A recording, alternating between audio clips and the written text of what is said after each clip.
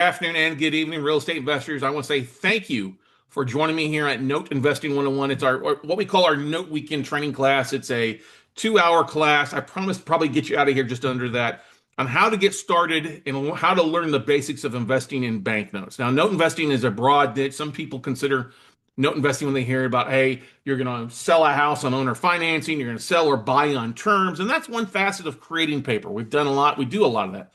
But my favorite niche is actually buying mortgage notes, bank notes directly from lenders, hedge funds, and buying it at a huge discount. And I usually primarily buy non-performing notes, and that's why we get a bigger discount, bigger yield, and a lot less headaches than traditional real estate investing. So I encourage you to check back as this is the 2026 edition of this class. It's hard to believe we've been teaching this class now for over 6 years on teaching the basics of note investing and what we focus on and what we focused on for almost the last 20 years. But anyway, we are here to help you learn the basics, dip your toes in the water, see if buying banknotes is something that you might enjoy doing, whether you're a seasoned real estate investor or brand new to real estate. Guess what?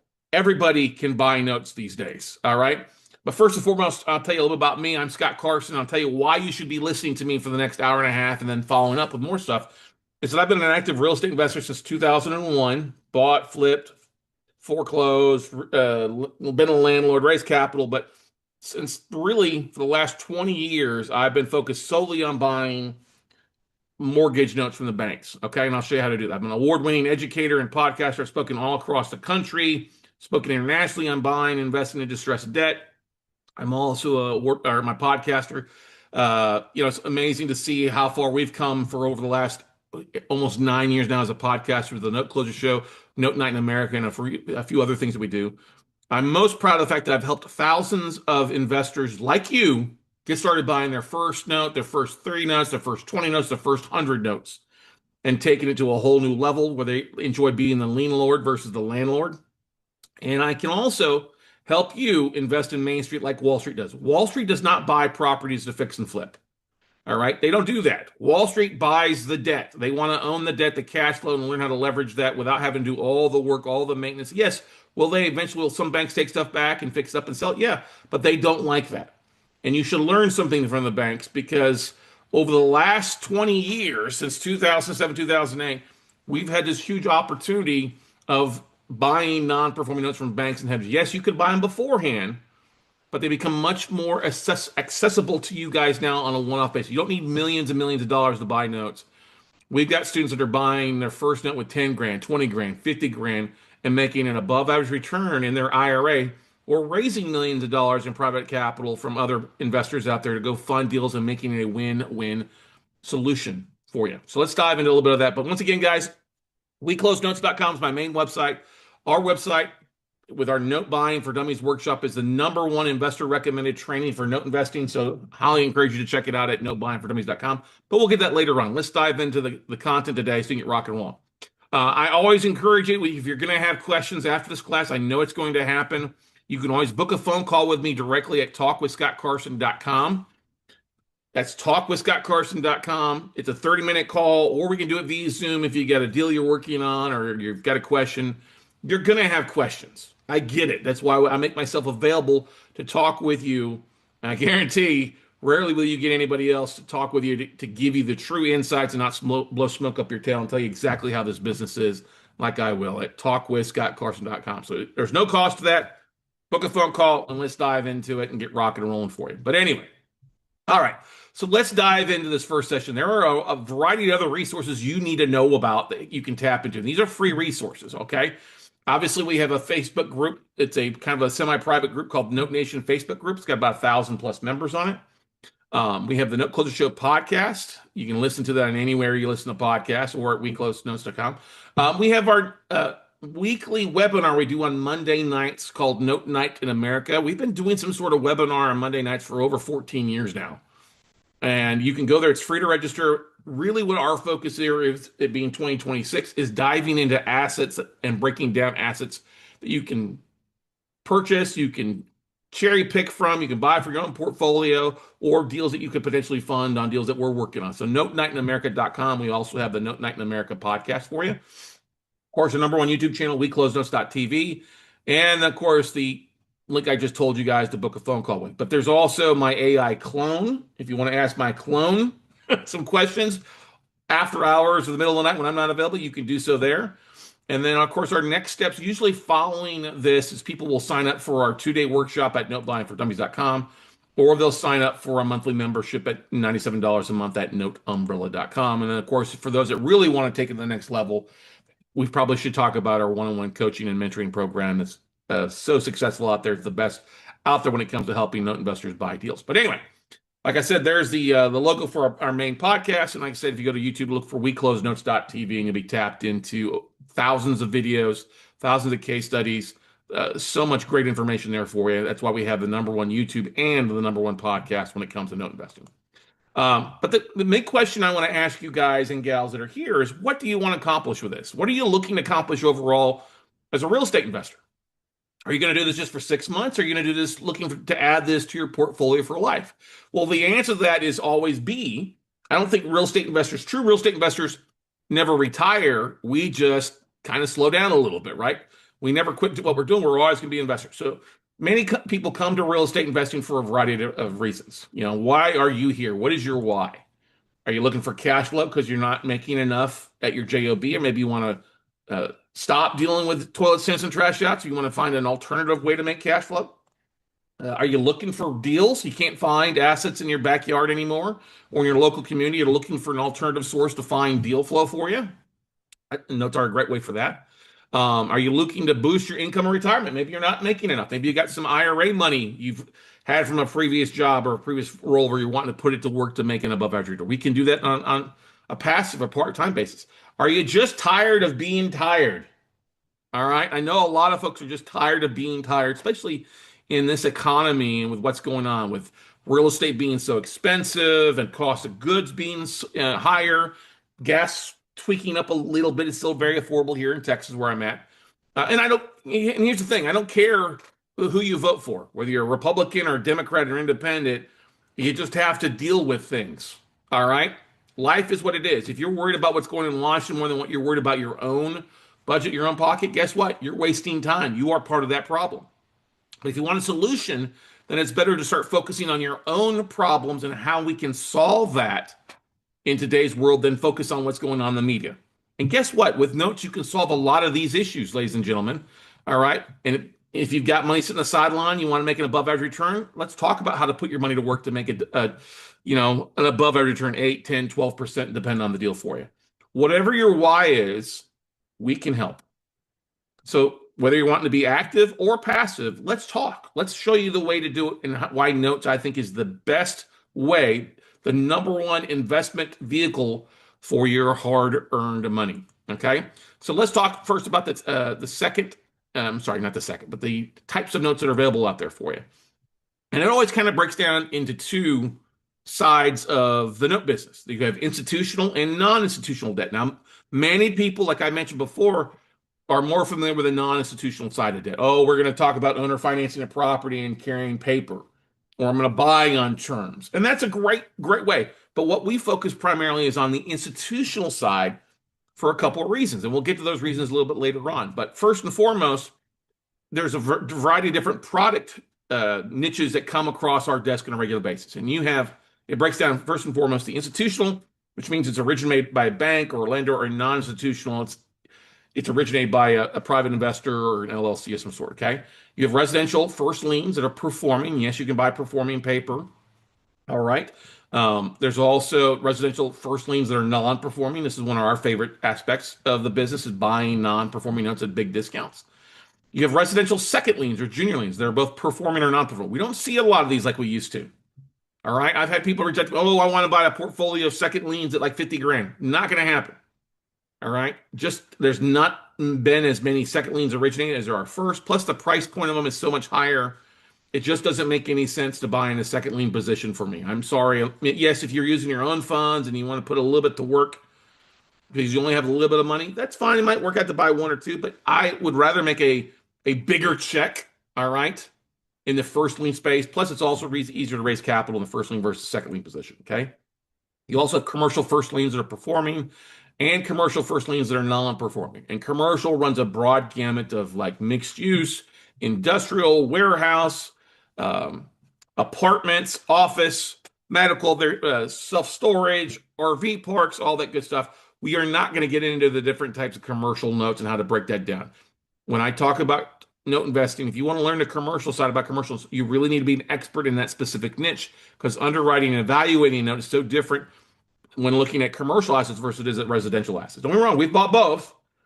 But when you're starting off, let's focus on the residential side. Of course, you can buy owner finance notes that are performing and non-performing in today's market. You'll see stuff. I don't go out and buy leads of owner finance notes. I've seen way too many people buy those leads. I mean, I've bought those in the past and then spent thousands of dollars on marketing to get nothing. I don't like targeting owner finance notes. Now, I'll talk a little about it. I'll advertise that we buy them.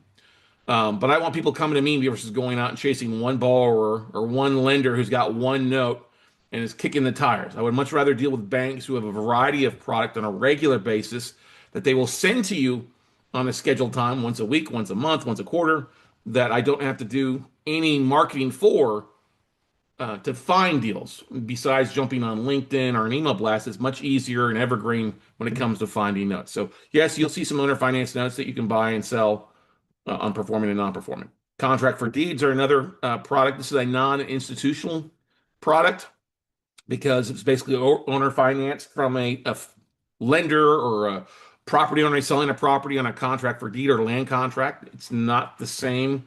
It's not treated the same as a mortgage in a lot of states. Sometimes it's treated as a tenant relationship versus a borrower. So it can lead to faster foreclosures or evictions, depending on the state. All right, so keep that in mind when you're looking at stuff. And then, of course, we do see some lease options from time to time for people trying to sell those as a note product. It's not necessarily a true note product unless it's converted to an actual contract, but you'll still see those from time to time. Now, where should you focus? Now, that's all about what you want to. A lot of people come to us and they look at either cash flow or property. Well, I'm a big believer that you need to focus on the cash flow side of the business because that's what note business is all about. Repeat cash flow. If you're using notes to find property, don't get me wrong, you can still do that. But if you're looking in, like, I live in Austin, Texas. If I was just looking for stuff in Austin, Texas, I would have gone broke a long time ago. You have to have a broader view.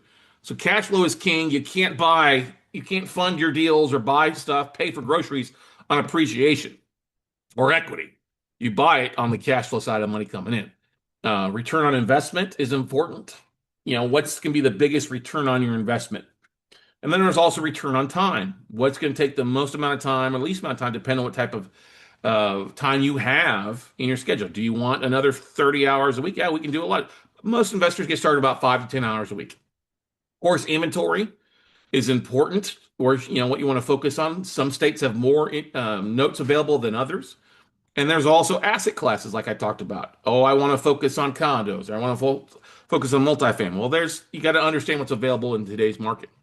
Of course, pricing stuff in Miami of Ohio is much more cheaper and more affordable than Miami, Florida. Austin, Minnesota might be cheaper than Austin, Texas. So understanding the pricing point, of course, you're going to pay more for performing out. If it's in a fast foreclosure state like Texas or Georgia, you can pay a little bit more than you say would in something that's in Florida, South Carolina, New York, New Jersey, which takes longer to foreclose. And like I said, time. How many hours per week are you wanting to put into it? 5, 10 hours per week? Many people get started. We don't want to create another job for you. That's not fun. We want to help you work smarter, not harder. Okay. And like I say, when it comes to goals, one of the greatest things that we have put together is really a game plan for you to help you work to getting to 6 figures in the next 12 or 24 months. All right, our 2-day workshop, our Note Buying for Dummies workshop, that's one of the big presentations we go through there, showing you how to build a plan to make 6 figures in 12 to 24 months on 20 to 40 deals. And yes, everybody could do that.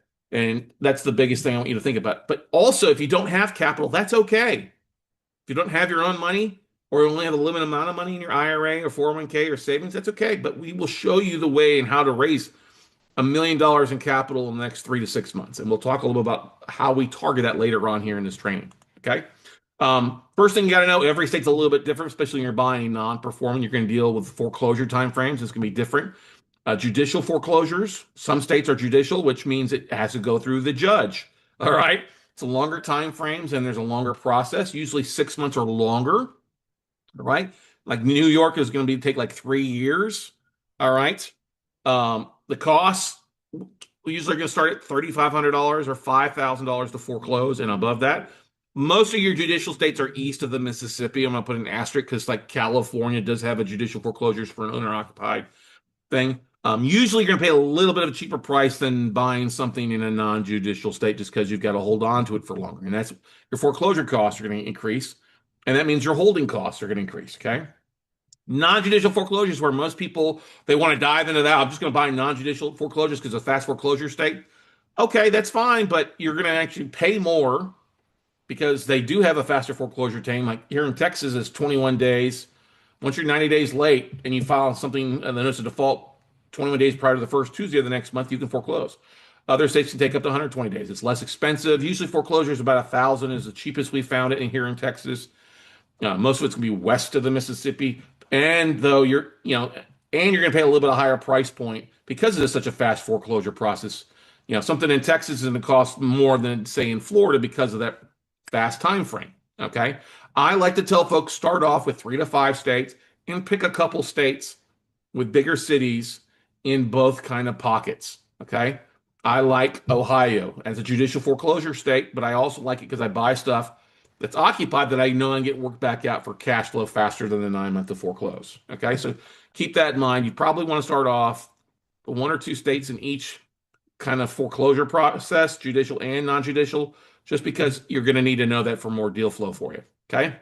Now the question people always ask me, do I need a license to do that? What kind of requirements do I have? And the answer to that is yes and no. Okay. Depends on what state you're going to buy in. Well, the great thing that I love about the note investing business is the fact is that you have servicing companies that do a huge amount of the heavy lifting for you. Think of them as your third party, you know, oh, manager, property manager. Instead of them going out and collecting rent, they're collecting the monthly payment. They're reaching out to borrowers if they stop paying. They're going to handle the paperwork. They're going to hand out the statements. They're going to collect it and adjust the balances. They're going to check your taxes. They're going to check your insurance on that stuff. Okay. So in most states, if your servicer is licensed as a debt collector in that state, it's going to solve things. But some states do require a separate debt collector's license and other fees, like Illinois wants you to be a licensed debt collector separately from your servicing company. All right. Some states like Ohio, they want you to get a separate debt collection license for second liens. Oregon, Washington, Maryland, Massachusetts all require you to have a separate mortgage banker's license or mortgage broker's license to do that stuff. And then Georgia has a required license to get you become a mortgage broker's license in that state of Georgia. Now, the exclusion of that is if you're buying in your own name or you're using your self-directed IRA. That's the exception, but I would not recommend buying in your own name, buying a note. But there are some third parties out there that allow you to partner with them, and we've got some friends that will do that if you're going to be buying in Georgia. Okay. Now, some states do require you to be a licensed mortgage broker, like I talked about California. If you're buying notes in California, they want you to be a licensed mortgage broker there in California. Okay. Like I say, talk to your servicing company. And if you don't know who a servicing company is, we highly encourage you to talk with like Covey Financial out of San Antonio. They're a company that we recommend. But if you're already using a different company for your performing notes or owner finance notes, talk with the servicing company and find out which states they are licensed in and what requirements to make sure that you're not violating anything. Last thing you want to do is buy a note that you can't end up collecting on because the attorney general shuts you down. All right. Now, what is available in today's market? It's 2026. It's not 2008 anymore. The market has changed, right? So, like I said, you can buy reperforming notes. This is what a note that was once non-performing. Somebody like me bought it non-performing, got it back to work, and I'm looking to sell it off and still give somebody a 8 to 12% return on a reperforming note because I bought it at 50. I'll sell it at 80. Non-performing notes are still available. We see, people talk about, oh, there's a low default rate. Yeah, there's a low default rate on new stuff, but there's still plenty of stuff out there from previously that's still non-performing that you can buy. And with defaults increasing and inching their way up back beyond what they were over COVID, we're seeing increased default rates means more opportunity. Contract for deeds you can buy. These are smaller valued assets in a variety of different states. Non-performing commercial notes, we talked about that. You've all seen the news with commercial defaults, foreclosure, stuff like that increasing. You can buy commercial notes that are in default. Um, don't expect to go buy a 200, 300 apartment complex when the borrower's not paying, it's going to foreclosure. Most of the banks are foreclosing on those and taking those back if they can. Okay, they're not looking to sell those at a huge discount. We talk about old notes on platforms like PaperStack and a few others. Yeah, you'll see some stuff that's been floating around for a while. You can buy that. It's a great way to get started, but I don't encourage it as a long-term viable option to be a note investor beyond one or two notes at a time. Okay. And you can also buy newly originated owner finance notes. If you want to chase that, go right ahead. I'm not going to waste my time doing that. We get people that call me all the time. Oh, hey, would you buy this note? It's got 1 month of payment. I'm like, no, I want 12 months of seasoning. I'll buy it, but I'm going to ask for a big discount. I'm not going to pay par or full value for a newly originated note. It just does not happen. Okay.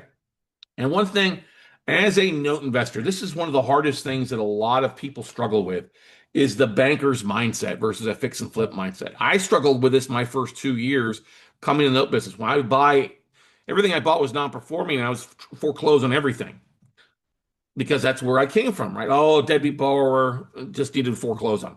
Well, I should have had more of a banker's mindset because I realized looking back in hindsight's always 2020, as they say, that if I look back and was willing to work it out with the homeowners on those notes, a lot of them I would have made more cash flow. And that's the thing you got to realize. When you're buying a note, you're not buying the property. You are buying the note. You're the lender. Okay.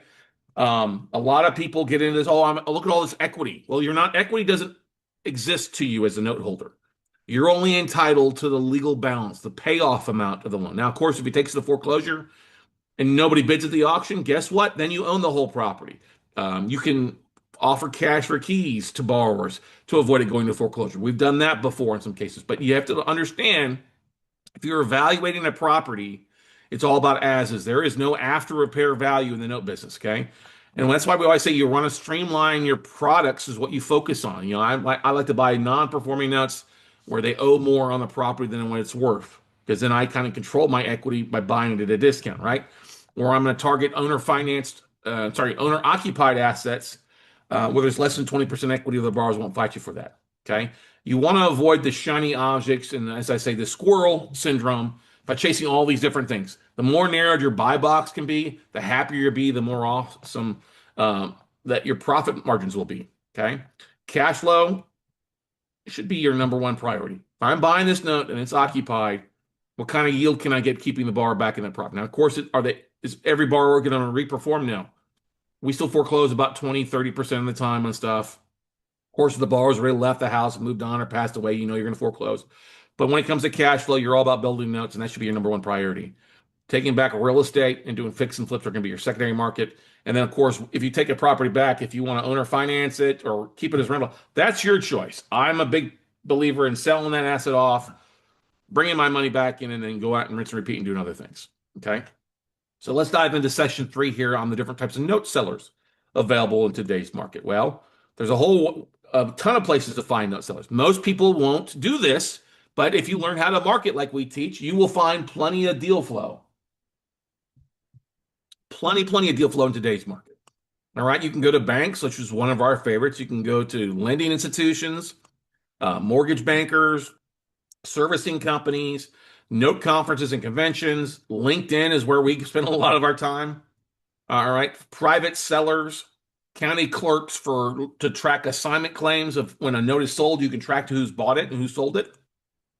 You can also go to foreclosure lists and target either the bank, which is the lender, or the attorney and try to buy the note through them. And we do a very big deep dive. It's our whole first part of our class on Note Buying for Dummies is how to find deals. And to give you a bit of an idea, there are 5,000 federally chartered banks out there, and there's just under 20,000 lending institutions originating loans, mortgage bankers, mortgage companies, a whole bunch, okay? There's also hundreds and hundreds of servicing companies servicing loans for investors like you and me. Those 4 places right there is plenty of inventory if you will learn how to market. Unfortunately, most people are going into these Facebook groups, which are just private sellers and one-off sellers. Just does not make sense. You have to understand marketing is important. Going to note conferences and conventions is great, but there's often not a lot of sellers there. There's a lot of note investors there talking about it, And that's why I don't really go to any note conferences anymore because there's no reason to go. I know most people there. Everybody's looking for deals. Well, instead of you going there and looking from people who are looking for deals, why don't you actually go to the source directly? And that's what we've really hung our hat on and showing you how to really get deals direct from banks and hedge funds. Okay. Um, if you're going to target banks, there are a few different department names you want to focus on. One is a special assets department. That's going to be your largest institutions. No, you're not going to buy from Chase, Citi, Wells Fargo, Bank of America, but there's other larger banks out there that they call their department the special assets manager, the special assets department who handles note sales. There's also secondary marketing departments. You'll see this for banks, REITs, real estate investment trusts, stuff like that, lending institutions who have bought portfolios. That's a great job title to look at on LinkedIn. Whole loan sales departments. You'll see this REITs and larger insurance companies or funds will have whole loan sales department where they're moving whole portfolios off or letting you cherry pick. Smaller banks, smaller region banks will call their department the chief credit risk officer. They may even be the loan officer that originated the note if it's a small one-off bank in rural America. Not saying you can buy anything at a big discount there because they're too conservative. They can't take a big 20, 30% loss on the loan, but there's still opportunities. From time to time, we'll get stuff from D, but we really primarily focus on A, B, C, or D. All right, for you. There are some websites that help you find notes. You can go to landguide.com, which has been for over 50 years in targeting what banks are sold to what banks. They often publicize different internal numbers and emails of asset managers. It's like $165 a year. We've used that for years. Bauer Financial tracks FDIC banks and then also credit unions who submit their quarterly reports to get their FDIC insurance. We will often once a quarter buy a list of them of banks that have more than 5 branches, and it gives us their whole financial breakdown, how far upside down they are, what percentage of the portfolios in default, what's coming down the pipeline the next quarter is 30 to 89 days late, residential, commercial stats, multifamily stats. It's really a great resource. That's about $300 to $400 a quarter, right? FDIC.gov is free. You can go there to see which banks are in trouble, what banks have gone out of business. The Texas Savings and Mortgage Lending here in Texas. We leverage the licensing department in Texas and a few other states to download the list of licensed mortgage bankers, licensed servicing companies doing business here in the state of Texas. And it gives us a contact list to reach out to those companies individually. And then, of course, like I said, loan servicing companies, you can go to the National Mortgage Loan Originator, NMLS.gov, and do a search on there by just typing in servicing. It'll pull up hundreds of servicing companies. Some of these servicing companies have a trade desk or have somebody that's handling the trading of notes on behalf of their clients. Okay. And then, of course, other state license websites. Some will vary. Some are easy to get a hold of. Some are. Don't ask me specific questions about your individual state. Just go check it out yourself. Go look for the Florida mortgage lending or mortgage lending licensing department, something like that. Now, what do you say? What don't you say when you're contacting these banks or lenders online? Well, the biggest thing is it's important knowing what not to say more so than what to say. Okay. The idea is if you're going to reach out to your bank asset managers, you're going to have a basic elevator script. And we've actually provided this pitch in our workshops. And it comes down to asking the major question. Hey, are you the right person? And what do you have on your books that you're looking to move? Okay. I'm looking to buy for my own portfolio. I'm looking for something with some hair on it, especially if you like the non-performing side. We're looking to work it out with the homeowners if they ask what you're going to do with it. Always say that, even if you're planning on foreclosing. They like to hear that. Indeed, we're looking for non-performing notes in these markets or states. Now, I don't get specific to one city or one market. Okay. I say we're buying in most of the major markets across the country. We buy in about 20 to 30 states. My whole goal is to get the lender or the special asset manager of the bank to send me the list of what they have all across the country or across the state. So the more specific, like I only buy in Austin, Texas, that's a big okay. You don't want to do that. All right. You want to say we're buying in multiple markets. I'd love to see what you have. Now, you're also not going to go say, oh, we buy anything. No, you don't buy anything. Okay. That tells me you don't buy. I mean, when you say you buy everything, it tells me you don't buy anything. Okay. We buy, assets that are 100 to a million in value that are non-performing in most of the major markets across the country. That's kind of a normal common thing. Okay. Let's see what we got. Now, do not say these items. Don't come and say, hey, I have 20 million a month to buy. They're not going to believe you. That screams out joker broker. I'm looking for notes and REOs. Nope. If you're contacting a bank and that's what you say, I'm looking for notes and REOs, they're just going to forward you to the REO department, which is just a voicemail box that tells you to call the listing agent on the website. Okay. I'm looking to broker or wholesale. I don't care if you are looking to broker or wholesale. Don't tell the bank that. Okay, they don't need brokers. They don't need wholesalers. All right. Don't say that. They don't waste your time. Okay.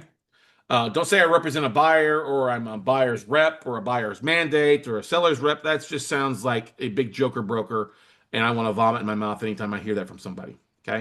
And like I said, I'm looking for anything. No, just be specific. Hey, I'm looking for first liens that are non-performing, with values 100 grand plus, and go from there. That's a really great thing to say. But the rest of the stuff, I'm looking for this one zip code in Austin, Texas. No, don't do that. Don't waste your time. Go do something else. Okay. You want to make it easy for them to hit the download button to send you the spreadsheet or the tape, as we call it.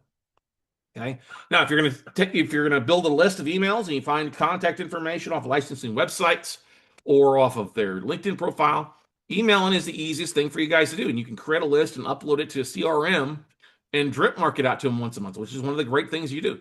You want to make sure that your email goes out on a Tuesday, Wednesday, or Thursday. All right, not Monday or Friday, between 10 a.m. and 3 p.m. their time zone. Okay. Well, Scott, I worked, Tuesday, Wednesday, Thursday between 9 a.m. and 5 p.m. How am I going to email it? You're going to use a CRM tool like REI Blackbook or, God forbid, MailChimp or something like that. Easy, okay? The first email you send out, you're going to see a 10 to 20% open rate. After that, the second time, yes, send the same email a second time to those that didn't open the first time around. That's a 5 to 8% open rate. And you want to even send it a third time later, about 24 hours later, at 1 to 4% open rate on that third email. So I send it on a Tuesday, second one goes out on a Thursday. Third email goes out on a Tuesday. Okay. Um, you want to give it yourself at least 48 hours or 2 business days apart at the opposite times of the day. So if you send it at 11 a.m. in the morning, on the first one, send the second one in the afternoon. All right. And that's the whole goal, is rinse and repeating. I've been doing this rinse and repeat thing for a decade, ladies and gentlemen. I have asset managers that send me stuff on a regular basis. They get my emails and call them the green email, right? They reach out to me, hey, I don't have anything this month. But when they do have something, guess what? They think about me. And you guys can replicate this. It's not hard to do. All right. Very simple, no longer than an email. It's 20 lines of text and directly to the point of what you're looking for. Okay. Now, if you want to take that next step and really do reach out to asset managers, it's easier to do these days than it used to be 10, 15 years ago. All right. The best time to call asset managers are Tuesday, Wednesday, Thursday. Same time, 10 and noon and 2 and 5 their own time. Understanding what time zone they're in is important. Who you calling, when you're calling. You're not going to call the customer service number. You're not going to call loss mitigation, because they're just not going to know. You're going to have to call the main corporate office. We use Lane Guide to find the main corporate office numbers on most of these institutions. Okay. And expect to leave a lot of messages in voicemail boxes. Always, always leave a message. Hey, this is Scott Carson. I'm calling. I think you're the right person, James Smith, who handles your note sales. I'd love to talk to you about it. Expect to leave a lot of messages. If it's, a lot of these bankers will have their phones forward to their cell phone if they're out. If you get a cell phone number or something like that, hey, shoot a text message. It's not going to hurt anything. Pay attention. Speak clearly, slowly. Have your elevator speech and repeat. And like I said, leave your phone number twice. Okay. You're going to leave a lot of message. If you make 50 phone calls, very important, smile while you dial. If you're in a bad mood, don't make phone calls. But if you if you make 50 phone calls, you'll probably talk to about 14 to 16 people. You'll probably sign 4 NDAs off of that, and you'll probably get a deal or a tape with either one deal or 1,000 notes. Who knows what's on that list? But one source who sends you stuff on one day is very valuable. When I first started this, I wanted to challenge myself years ago to having signed 100 NDAs. Well, at the end of the first month, I was like, I need to expand that to having 1,000 NDAs at the end of the first year. And we achieved that. Okay. Now, like I said, you have to learn to follow up. This is where most people drop the ball. Follow up and follow up and follow up. Asset managers are not going to get mad that you follow up. If they tell you, hey, I'll have a list next month, and you call them next month and you leave a message and they didn't send you anything, guess what? Follow up. Make a phone call again. Drop them another email. Send an email. Make a phone call. Jump on LinkedIn and track them down on LinkedIn. Hey, just wanted to reach out to you. You can use things like Rocket Reach or Sales Navigator or even AI to find the right email and phone number for a lot of these asset managers. And the whole idea is just to repeat, repeat, repeat. The thing you have to realize is most of you out there come from the real estate space where you're sending out letters and postcards as stressed assets and foreclosure list each month. What if you never had to do that again? What if you just dropped an email blast out to people and they sent you their list on a regular basis? This is what we do, ladies and gentlemen. We don't rely on people to send us just one thing or one source. We deal with multiple sources. A lot of note investors back in 2008, 9, and 10, they got used to buying from two or three sources, and that was it. But when those sources went out of business or pivoted to something else, they didn't have any note deals. And this is one of the things that we always talk about. It's the follow-up. It's so important. You always got to be creating new lead generation because people will come in this business. Funds will create and come in this business. We also follow up on deals that we make offers on 30 days out because we close on a lot of deals where our initial bid was not accepted. Okay. You have to realize that 80% of sales are made after the fifth contact. So keep that in mind. Five contacts. I've got to send at least five contacts to get the ball rock and rolling to be in the game. That's what it comes down to. All right. If you don't understand that with email marketing or social media marketing as well, go do something else. Save you a lot of grief because you're just going to get upset. I sent one email, I made 12 phone calls, and nobody said anything. Well, guess what? You barely touched the tip. Okay. Make separate lists of who you actually talk to when you're making these follow-up phone calls or the original phone calls, and that becomes your hot list. I start off with 50 banks a day. If I got through 35 of them and left messages, then the first part of the second day was making the 15 phone calls to those I didn't get to. And then 2 days later, I would hit those 35. Hey, just wanted to follow back up, or the week later. Okay.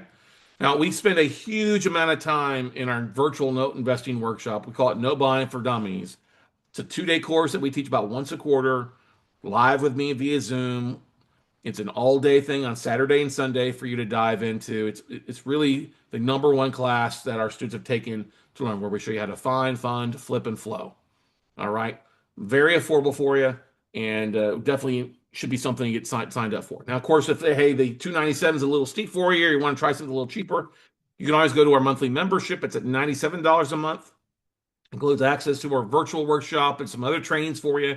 It's designed to help you spread your training costs out over the year and stay up to date with things. So it's just $97 a month, and you can get signed up for that at noteumbrella.com. All right. Now, let's dive into the different markets and pricing points of notes. Okay. Now, let's talk about market expectations because markets are always constantly changing. Some states are getting easier to buy in, others are getting more difficult. Okay. They completely vary based on a variety of things. Either the popularity of a market, like I said before, Miami, Florida is a lot more excitable than buying something in Miami, Ohio. Market values, obviously. Things in Los Angeles will be a little bit more valuable than, say, something out in Dayton, Ohio. The foreclosure timeframes will vary. Texas, everybody loves Texas because it's the fastest state to foreclose in versus like New York, which can take 3 years. And then, of course, you want to look at where the population is. You know, a lot of people will look at small balance notes like, oh, I'll buy something in a small market. Well, I always recommend staying in cities that have at least 50,000 people or greater. The reason when you start getting into the small markets like 3,000, 5,000, you have less realtors, less buyers, less vendors to help you out with that stuff. Now, I'll buy in a small market if I have carnal knowledge. Like I'll buy in South Texas, down in Ingleside or Aransas Pass or Port Aransas, which is by Corpus Christi. It's only about 30 minutes outside of Corpus, but I grew up in that neck of the woods. I have resources and I know the market like the back of my hand. Okay. And like I said, more about the location, avoid rural assets. When you start looking at assets and it's out in the middle of nowhere, avoid it. Unless you know that market or you're targeting like raw land or stuff in an area like that, just avoid it till you get your feet rocking and rolling. All right. Till you get your business rocking and rolling because you don't want to buy a note and it drag out. We had some students who thought they were smart. They were going to buy this portfolio of these low balance, low valued REOs that were all rural with the idea they're going to owner finance them. Well, guess what happened? Even though they were offering great terms in the owner finance note, nobody wanted it. Okay. You got stick to the pool. I'm not here to try to lead you astray, but when I've done this for 20 years, I don't want you to make mistakes that are going to cost you. All right. And that's the biggest thing. Let's avoid making mistakes and making profits. Okay. Been there, done that, got the scars and the t-shirt. You don't have to go through the same thing that I have. All right. And of course, inventory. You may want one specific market, but there's not any inventory. You got to change your market up. Like I said beforehand, I live in Austin, Texas.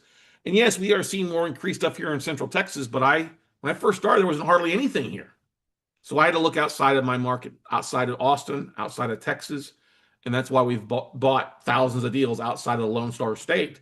No, I didn't have to jump on a plane to go look at it. We use vendors, and we'll get that later on to help you that. But that's the great thing about market expect. Now, what's hot in today's market? Today's being 2026. The most expensive note markets haven't really changed much. That's California, way overpriced. Well, although we are seeing a few more notes in California than beforehand.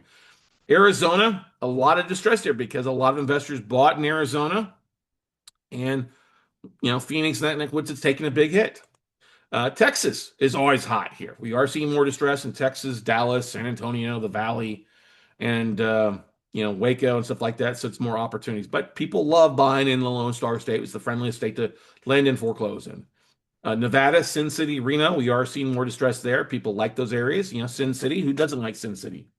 And then, of course, you have like Georgia. People love Georgia because it's a fast foreclosure state, second to Texas. But you just got to be careful about buying in Georgia. If you're going to buy outside of your own name, use an SDRA. If you're not going to use that and you want to use an LC, you really need to partner up with somebody so you don't get tagged by the Attorney General. You don't want cease and desist and fines, right?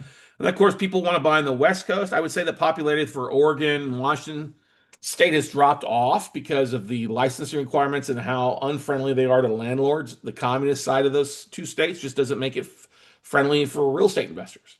By West Coast, you could also throw in like Colorado, Utah, Idaho. Those are very popular states as well too. Some of the bigger markets there with the growth going on, but they're going to be the most expensive as well.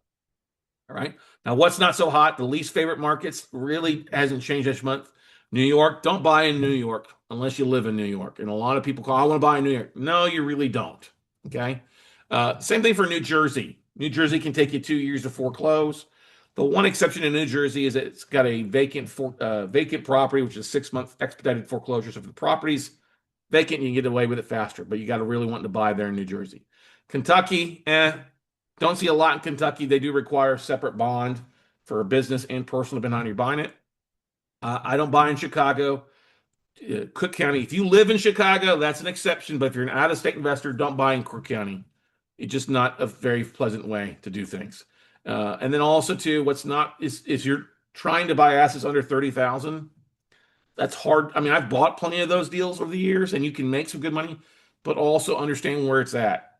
All right, a roof, an AC can kill your deal if you've got to replace that or do something that's not friendly. Stick to the 50,000 and above assets, and you'll be a lot happier.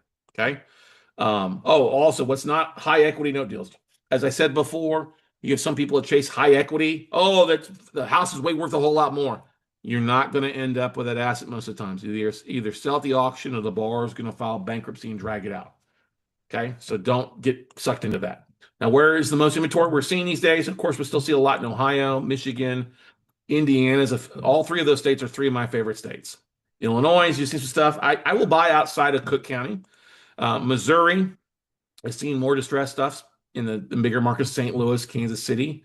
Florida, oh my God, Florida is back on the market with a lot of distressed inventory. You just got to be careful what you buy down there. Insurance costs, condo associations, it does not come without its hurdles a little bit.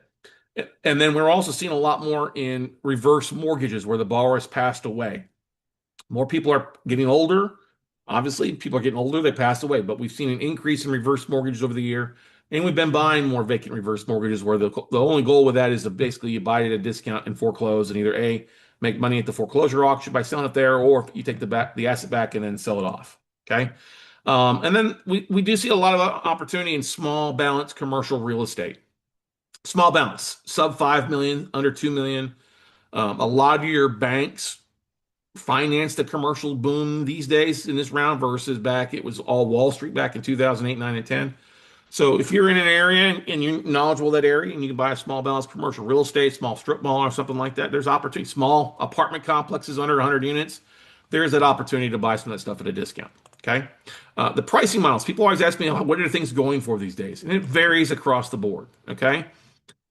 Everything always asks me, what's non-performing notes going for these days, especially when you have negative equity. By negative equity, that's where the borrower's upside down.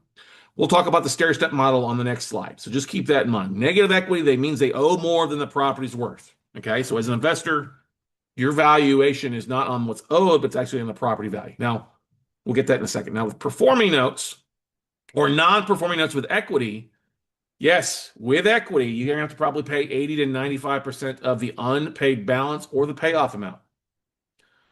All right. Sometimes it makes sense, sometimes it doesn't make sense. But if there is equity, you really need to be looking at 80 cents on the dollar. Okay. And by equity, we mean a sizable chunk, usually 20% or more. Okay. Contract for deeds, you know, non-performing contract for deeds, we would used to buy stuff at 30 cents on the dollar of the unpaid balance or the fair market value, whichever is less. Performing, you will still see stuff at 60 to 80% of the fair market value when they owe more. Okay. Now, if they owe less and there's equity, you may have to go up to 80 cents on the dollar, just like anything else, depending on the underlying asset value. Okay. Just keep that in mind. Junior liens, we just don't see great discounts on those. They're overpriced and there's just a current due to lack of inventory. Okay. Like I said, commercial is all going to vary by the cap rates, the asset class, and what's going on with it. So I'm not going to dive into that. But you're going to submit your bids usually as a percentage of the unpaid balance or a percentage of the legal balance. Okay, minus your taxes owed. If there's more than 1 year or more than the current year of taxes owed, deduct that from your bid and say, hey, I would have bid 65,000 on this, but there's 5 grand in back taxes owed for the last 2 years, so my bid's going to be 60 with the back taxes. And double check your taxes before submitting bids. Okay, you can go to the county records and check those all day long at Netra Online and other websites, so you know what's owed before you submit. Okay. Now, when it comes for the negative equity, the stair step model, here's what we talk about. If you're down here at the bottom where it says below 30,000 fair market value, you shouldn't be bidding more than 25%. Okay. So they owe more than the property's worth. So it's the house is only worth 30, they owe 50. Well, I'm only going to offer 25% of the fair market value. And as you climb up that, so this same thing, 30 to 40, it's 35%. 40 to 50, it's 45. 50% plus, you probably have to beat 55% of the fair market value. You start getting above $60,000 in assets, 65% for a one-off is pretty common. It's not pennies on the dollar. It's not 5 cents on the dollar. You're going to be bidding, under what you would probably pay for an REO most cases. But understand, pricing has gotten a little bit more expensive than over this. And this is just a guide. It's not a hard, fast rule. It's a guide if the seller does not give you type of pricing. Okay. Keep that in mind. And of course, you'll adjust your bids based on what type of yield you're looking for. All right. If it's an occupied asset and the borrower's made a few payments last year, you may only want to bid at 62 cents on the dollar or 60 cents on the dollar to get your yield if they reinstate. It all varies. Okay. Now, people always ask me, well, Scott, why do you like occupied assets versus taking their property back via foreclosure? The reason you want occupied assets is A, it's usually in better shape. Somebody's living in the property and taking care of it. That's the first and foremost.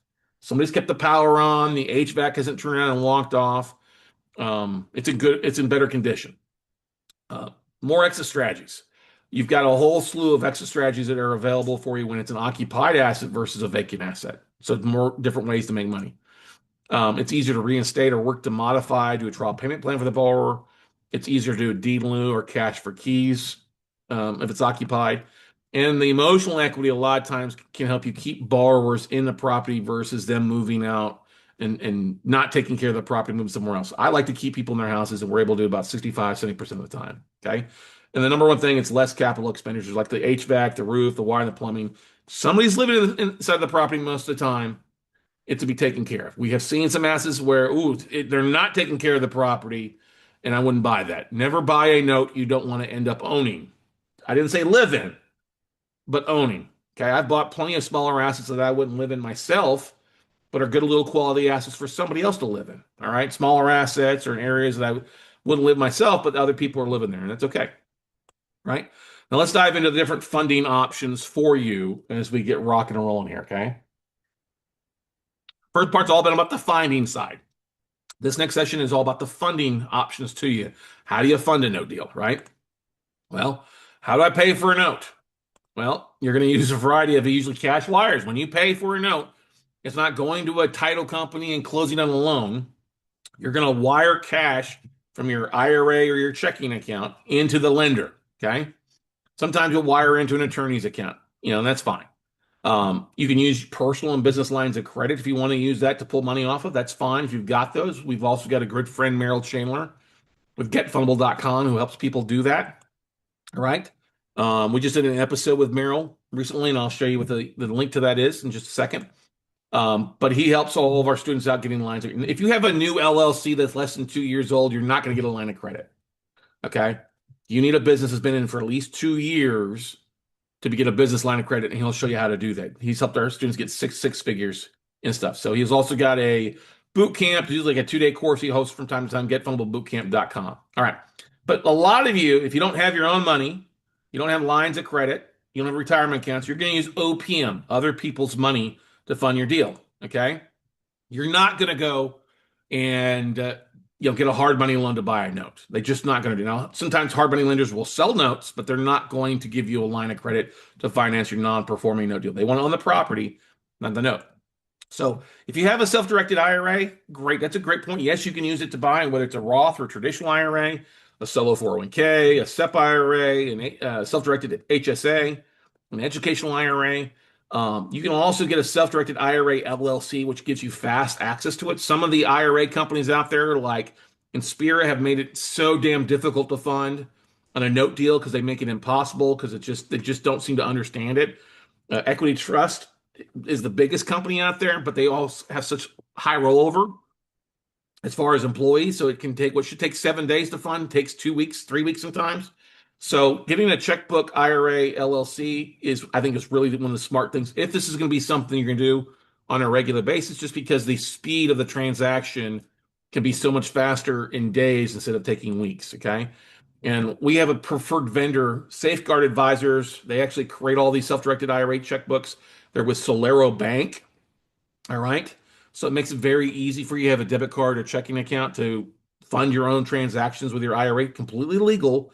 You can book a phone call with our buddy Nick over there by going to our website, weclosenotes.com, and scrolling down and to see where you open your self-directed IRA LLC. And we did a podcast episode with Nick Sahagan, episode 1041.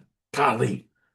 It's hard to believe it was 50 plus episodes ago. But anyway, reach out to him or shoot me a message or an email. I'm glad to make an introduction to Nick for you to help you get your IRA LLC together. Okay.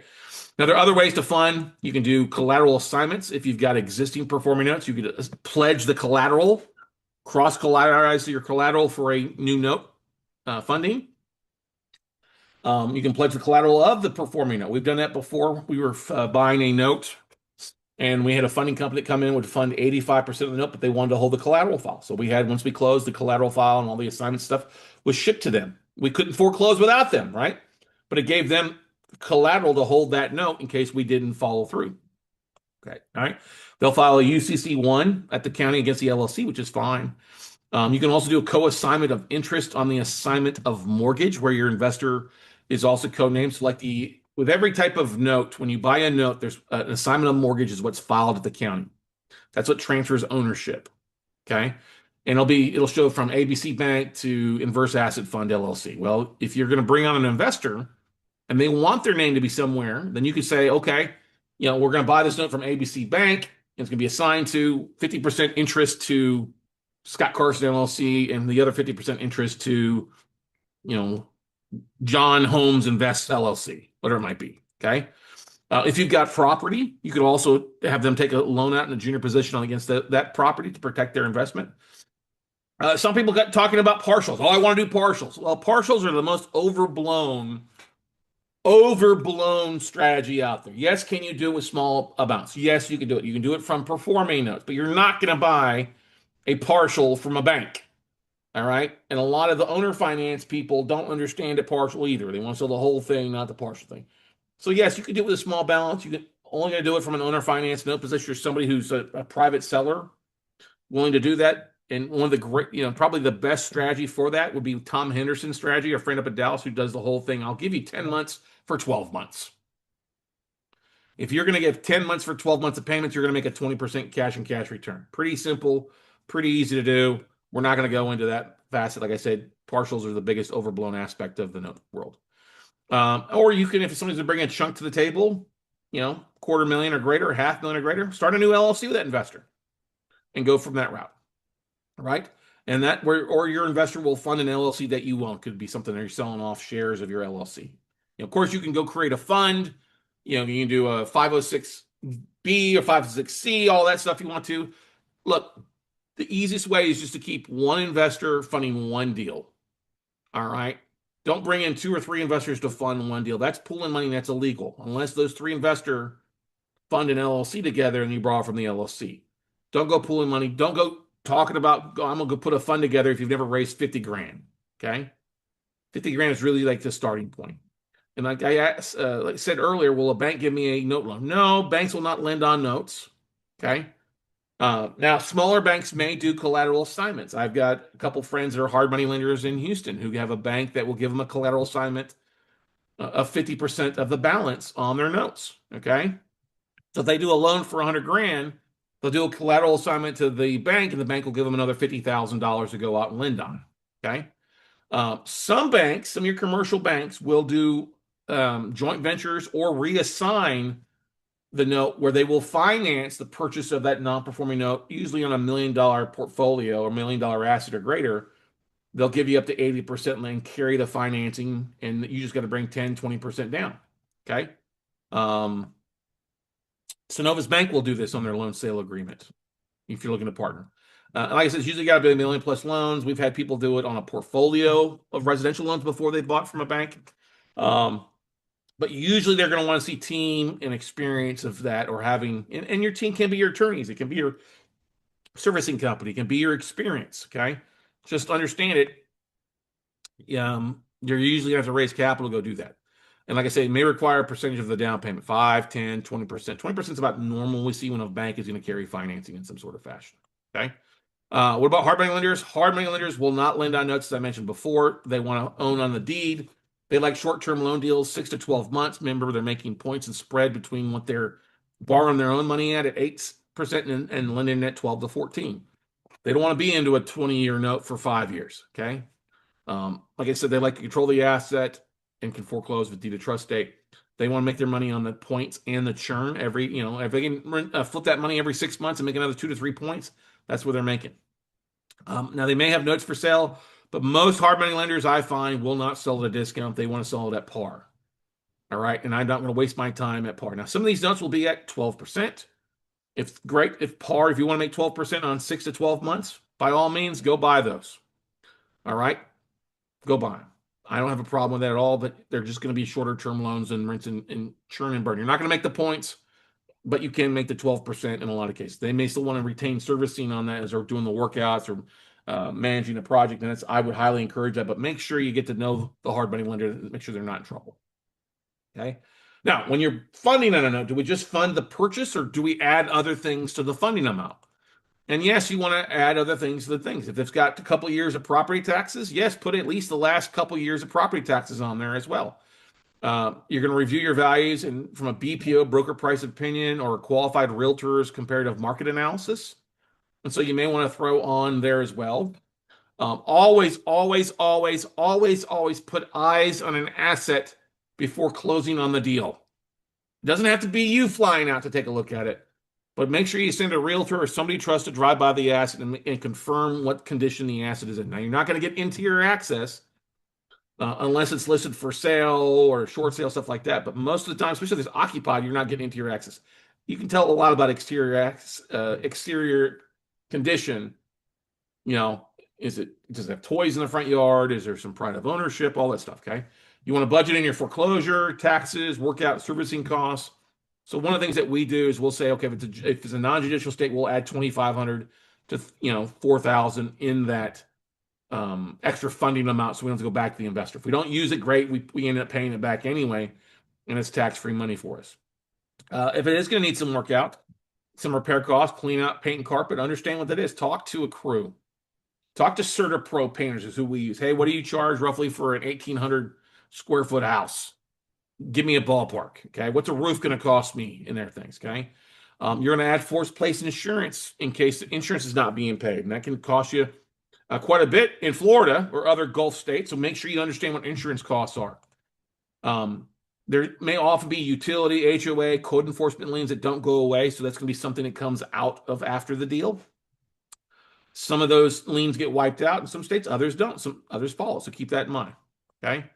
And you may want to add $500 to $1,000 in marketing costs or an asset management fee. because it does cost to be a note investor with due diligence paid on properties that you don't end up closing on, or your CRM or other website stuff. So add a little bit extra over time. That extra comes in handy when you're buying multiple assets where maybe you under figured out, you got a foreclosure dragging on longer than expected in some states. Okay. Um, but the cardinal rule we like to put is staying below 65% of as is fair market value when funding. We don't want to go above 70% usually. We want to say the 60, especially non-performing. Performing, okay, we'll go a little bit higher because it's performing. But when it comes to the non-performing side, which is what we focus on most of the time, that's where we want to stay at below that 70%, especially 65%. Okay. There are 5 things that are going to be protecting your investment or your investor's investment. And that's things to keep in mind. First and foremost, that we're buying only first liens. We're in the most secure position besides taxes. Taxes can wipe it out, but we're going to pay the taxes. Right? We're going to be buying below 70% of as is value. We're going to be using servicing companies and attorneys to collect and foreclose. They're going to do all the heavy lifting. It's not me having to go knock on door and collect. 4, we're going to put property insurance. Forced place insurance is what FPI stands for, either through a servicer or our own. In case of an act of God or something happens, disgruntled borrower, that's fine. Go pour concrete down the drain. It doesn't happen very often, but guess what? If you do, I'm going to get paid an insurance claim. And 5, we're going to check title and collateral files to make sure we have all the T's crossed and the I's dotted so we have the right to foreclose and all the clean paperwork available needed to it. Okay. Now, we did a podcast episode with our buddy Merrill Chandler. It was episode 1088 on the different lines of credit that he creates and stuff like that. Or not he creates, but he's able to get for clients. So check it out, episode 1088 on the Note Closure Show podcast. Okay. And he's as we say, our credit Neo, our credit Morpheus. He's a big fan of the Matrix movies. So he'll help you take the red pill to see the true world of financing and bank financing, all that stuff's going on with FICO and your credit scores. And it's just not all about your credit scores, everybody. Okay. But he will show you how to secure 6 figures in lines of credit for your business. Okay. Session 7. Let's talk about how you find investors as we kind of hit the halfway point here, just beyond it. One of my favorite parts of this is when I talk about this, people's eyes just light up. That light bulb goes off in their brain on how to find investors, because this is always one of the biggest questions. How do you find notes? And then how do you find investors? Okay. Now, finding investors to fund your deals. How do you do that? Well, first thing that most places people go to is like real estate investment clubs, meetup groups. That's a great spot to go, but it's full of sharks. It's full of real estate investors who may have money, but they want to make 12, 13, 15% of those. They may not actually want to make a 6 to 8% return. But you know what? It's still good to go join. One of the most important things to do is go network with other investors. Hey, LinkedIn. Yes, you can find investors on LinkedIn. Type in private investors or SDIRA investors on there. Different keywords. There's different LinkedIn groups, profiles if you search on there. I found private capital on LinkedIn quite a bit. You can go to Connected Investor, that website, privateinvestor.com. You can go to Bigger Pockets and look for investors on there. Keywords, do a keyword search on there and then send them a short 10-minute pitch deck video to help them find an opportunity with you. And so many people will go on these different websites, say, hey, I got 50K to invest or I got 100K to invest. Use those as your keywords and you'll be surprised. Okay. You can also go to self-directed trustee events. Like there's a lot of these companies that have educational, their own meetup groups. A lot of it's online, but some of it's in person. That's a good thing to go to. I prefer to find investors who have pulled the trigger before via the public records. And this has been the gold mine of us creating a river of private capital, not only for ourselves, but our students out there who are doing the same thing. Okay. Now, we use a website called netraonline.com. This is a free website that kind of brings all the states, all the county records, all the recorders, the GSI mapping, all those websites together in one spot. If you go to Netra Online, you'll see a map. You click on the state, you pick the county, and you'll see a listing of every county in the country of how to tack into the county clerk or the county appraisal websites. Okay. And we love it. It's free. We jump on the appraisal districts. Okay. And we do a search also at the county clerk or recorders. But if you do the county appraisal districts, you'll see everybody with a quick search of who has used their self-directed IRA to buy a piece of property by just searching for like equity trust, as the owner's name. Now, some states don't allow you to search by owner's name, so it's a little difficult. You got to go to the county clerk or recorders. Same thing. If you go to the county clerk or recorders and search for the last 2 years, say equity trust. As a deed search, you'll see everybody who's lent money out of their IRA to potential investors. Okay. This is worth its weight in gold. And some of these counties will literally allow you to do a download dump where it's in a literally a spreadsheet you can do a mail merge from, and then you send a letter postcard out to these investors. That's what we've been done for years. Okay. So, one of the great things that we do with our class is show you exactly step by step how to do this. Okay. Uh, Appraisal List is very easy. Just search the different names of the IRA companies, property owner. We used to search Equity Trust, Quest Trust. It's now Inspira. Those are the two biggest ones here in Texas. And so we search this and we'll find hundreds of IRA investors. We'll also find their mailing address. And we can send, if they've got their name on there, the account holder's name, great. If it does have that, we can search to see if they own other real estate in the area. If they don't own other real estate, we'll just mail a postcard, a letter campaign. But if we do get their names, we'll skip trace them. We contact them on social media. We'll find any other properties they have and reach out to them directly, and be able to save money instead of mailing out postcard and stamps and letters. We can do it digitally through our CRM. Okay. We can also, like I said, we got a skip tracing company that we leverage when we download a list of the stuff that we'll skip trace through them to find all sorts of stuff, and then search on Google white pages for more information. Okay. If can't find a name, can't find an email or another address, we'll mail the postcard to the mail address based on the county records. And it's usually a multiple touch approach. It's a letter one time, it's a postcard second time, another letter. And the whole idea is just to get them to reach out to us. And we'll send them to our pitch deck video of 10 minutes. We'll send a couple case studies. It's all about that 80% of sales comes after the fifth contact. Now, the county clerk is important. If you're in a state like Minnesota, California, Maryland, Virginia, that don't allow you to search at the appraisal districts by name, you'll do a deed search at the county recorder's office or the county clerk. Same thing. You're going to type in the name of the IRA company. It's going to give you a list of people on the deed search or release of lien. That's awesome. Hopefully it gives you the mailing address on there for the release stuff. That's valuable. And then you go skip trace that. The great thing about this, the clerk, though, is it's going to show you how much money the borrower actually lent on it. And so that gives you, say, hey, somebody just got 50 grand back or 100 grand back. And it's the same thing. Mail a letter, postcard, and contact on social media, and rinse and repeat it. Okay. And we did episode 1030 of our podcast recently. How do you find private investors in your county? So I encourage you to go check that out on the Note Closer Show podcast, wherever you listen to podcasts. It's also on our YouTube channel where we break it down and kind of go through it as well, too, on weclosenotes.tv. Right. Now, you can also, if you don't want to do the whole I'm going to pull list or hire a VA, you can purchase custom lists of IRA owners, not specific to a true self-directed IRA custodian like Equity Trust or anything. It's going to be any type of IRA company or bank. You can actually buy a list of where they've got the list provider can guarantee that they've got 150K or more, and you can narrow it down by cities or counties and stuff like that, states. You can also purchase a list of employees with a company. There's some employees with companies that are making good money. Halliburton, Boeing, some of those things. Okay. This list will include names, addresses, emails, phone numbers. It's a really kind of cool thing to do.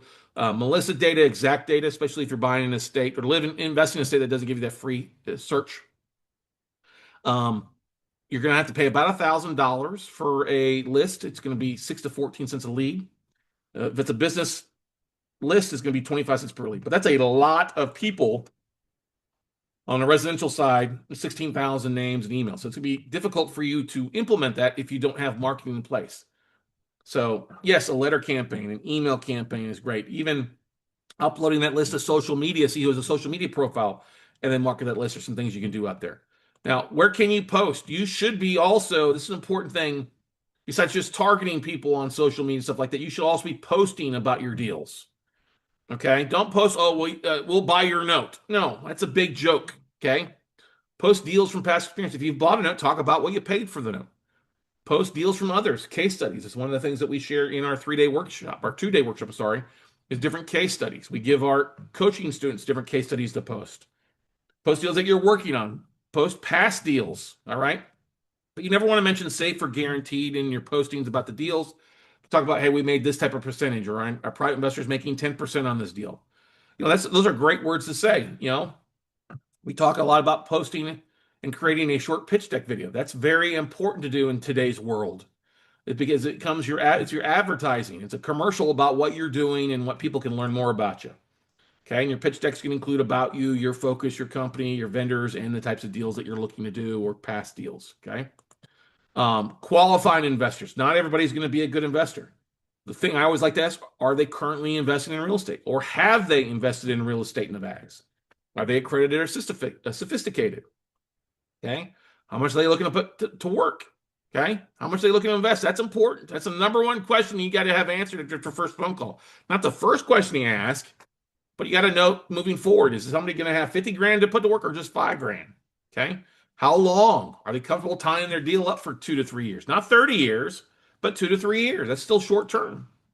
And are they looking for an active return or a passive return? If they want 15%, that's active. Let them go do it themselves. 8 to 12, we can usually give that on a passive, depending on a case by case study. Okay. And I think, what kind of returns are they looking for? Same thing. Like I said, sometimes it wants 20%. That's too expensive. I can't do that. I'm not going to give you deals on that are like 30%. I'm going to do those deals myself. All right. But if you want to make money on passive basis, I can give you 8 to 12%, especially if you're not making anything in your money the last 12 months. Okay.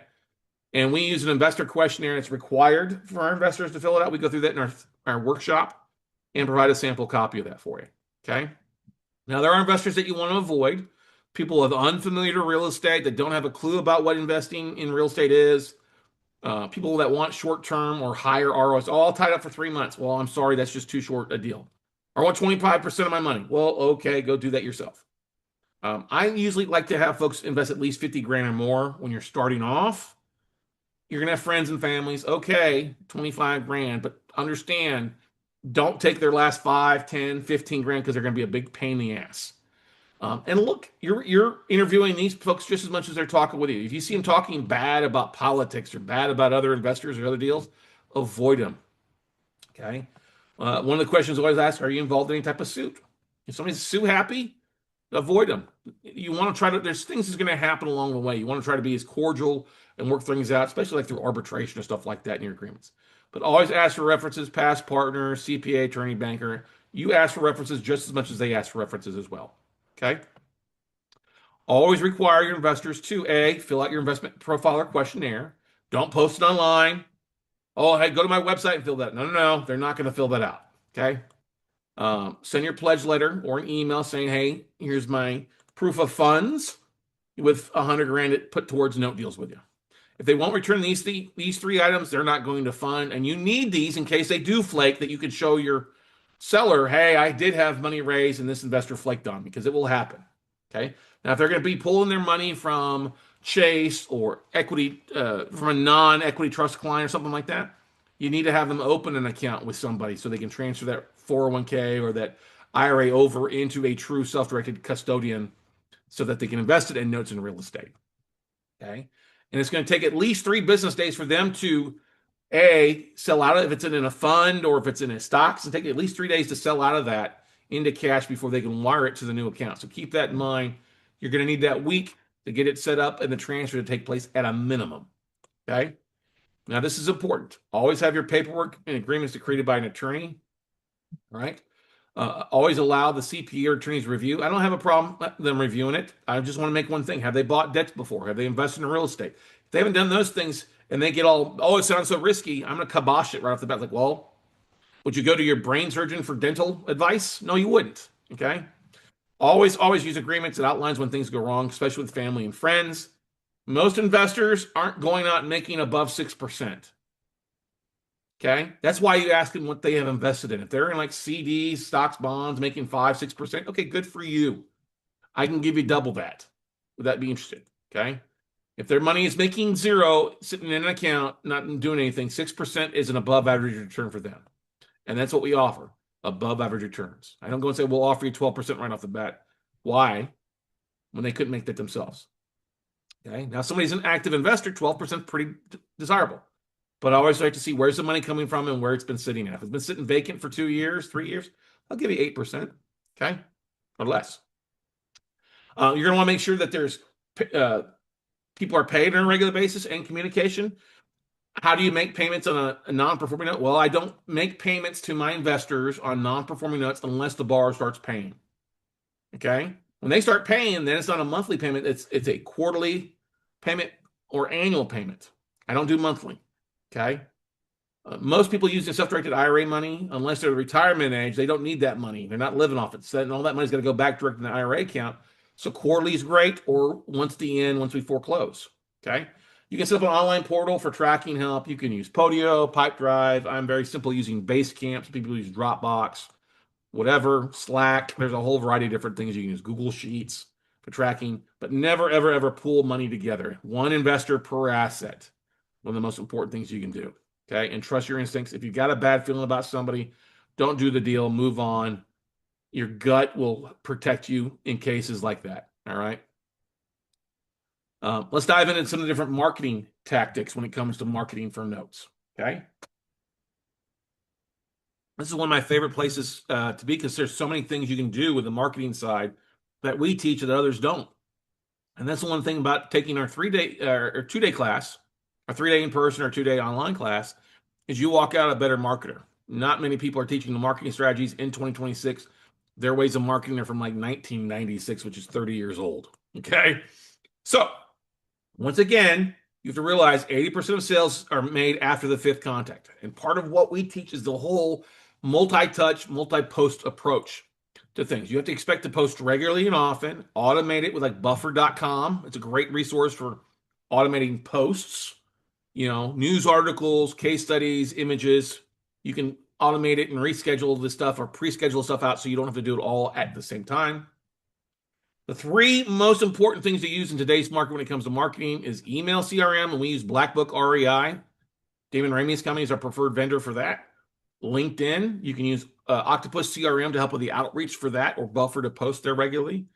And video marketing, YouTube and short video across not only just YouTube, but also across all your social medias. Okay. Email marketing, like I say, it's the number one ROI. Still to this day, you're going to make a $44 for every dollar you spend. Okay. And with email, when you send an email blast out, you're going to see a 17 to 20% open rate. Understand that. That's the first time out. That's a pretty good open rate. You're going to have to follow up, but that's the whole point of using a CRM like REI Black Book, is that you can do it and pre-schedule it. Okay. And schedule, like I said, if it's going out to your warm market list, send it out on a Tuesday, Wednesday, Thursday. If it's going out to your asset manager list, you can pre-schedule things out. You should send an email out to your warm contact list, people you've met at conferences, your networking events, your meetup groups, your friends, family, once a week. I like Sunday night. All right. Sunday night at 7 p.m. is when we usually like to send an email out, at least to our warm database about what's going on that week. All right. Who do I talk about? This is the thing that people always ask. Well, Scott, I can't come up with an email once a week. Oh, yes, you can.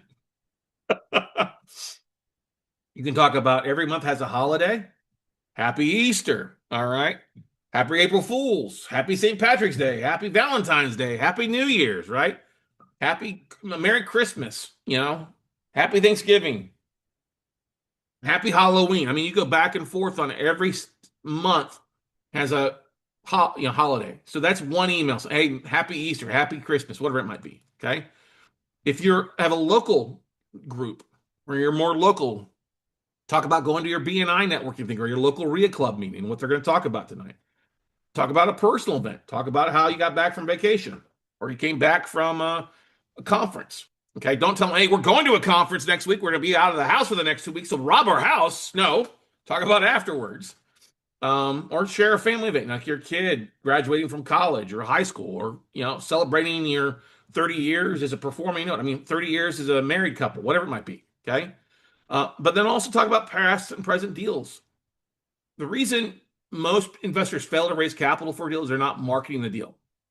And part of sending this email out once a week is to get your audience to start paying attention to what you're doing. And Gary Vaynerchuk, who's probably the best social media mind out there, wrote a book a few years back called Jab, Jab, Jab, Right Hook. The whole idea is the jab is you're adding value, content to your network, and then that right hook at the end is when you need somebody to fund. Unfortunately, most investors, when they don't do this ahead of time, so when they get around to needing funding, they're like behind the 8 ball. And they send out a panic email like, oh, email marketing doesn't work. Yeah, it doesn't work because you didn't put it to work. Okay. And like I said, your email asset managers is all about drip marketing once to twice a month to that list to get people sent up to you. Okay. And Oh, I think I already posted. Maybe I did already post this one, but we talked about how do you find private investors or anything like this in our county in episode 1030 for you to take a look at. Pretty cool thing about the marketing process that we do in the follow-up side of things. Okay. Now, LinkedIn, very, very easy to use, but you need to have a complete profile. And yes, maybe having a paid version of LinkedIn is going to be worth it for you if you're going to use it.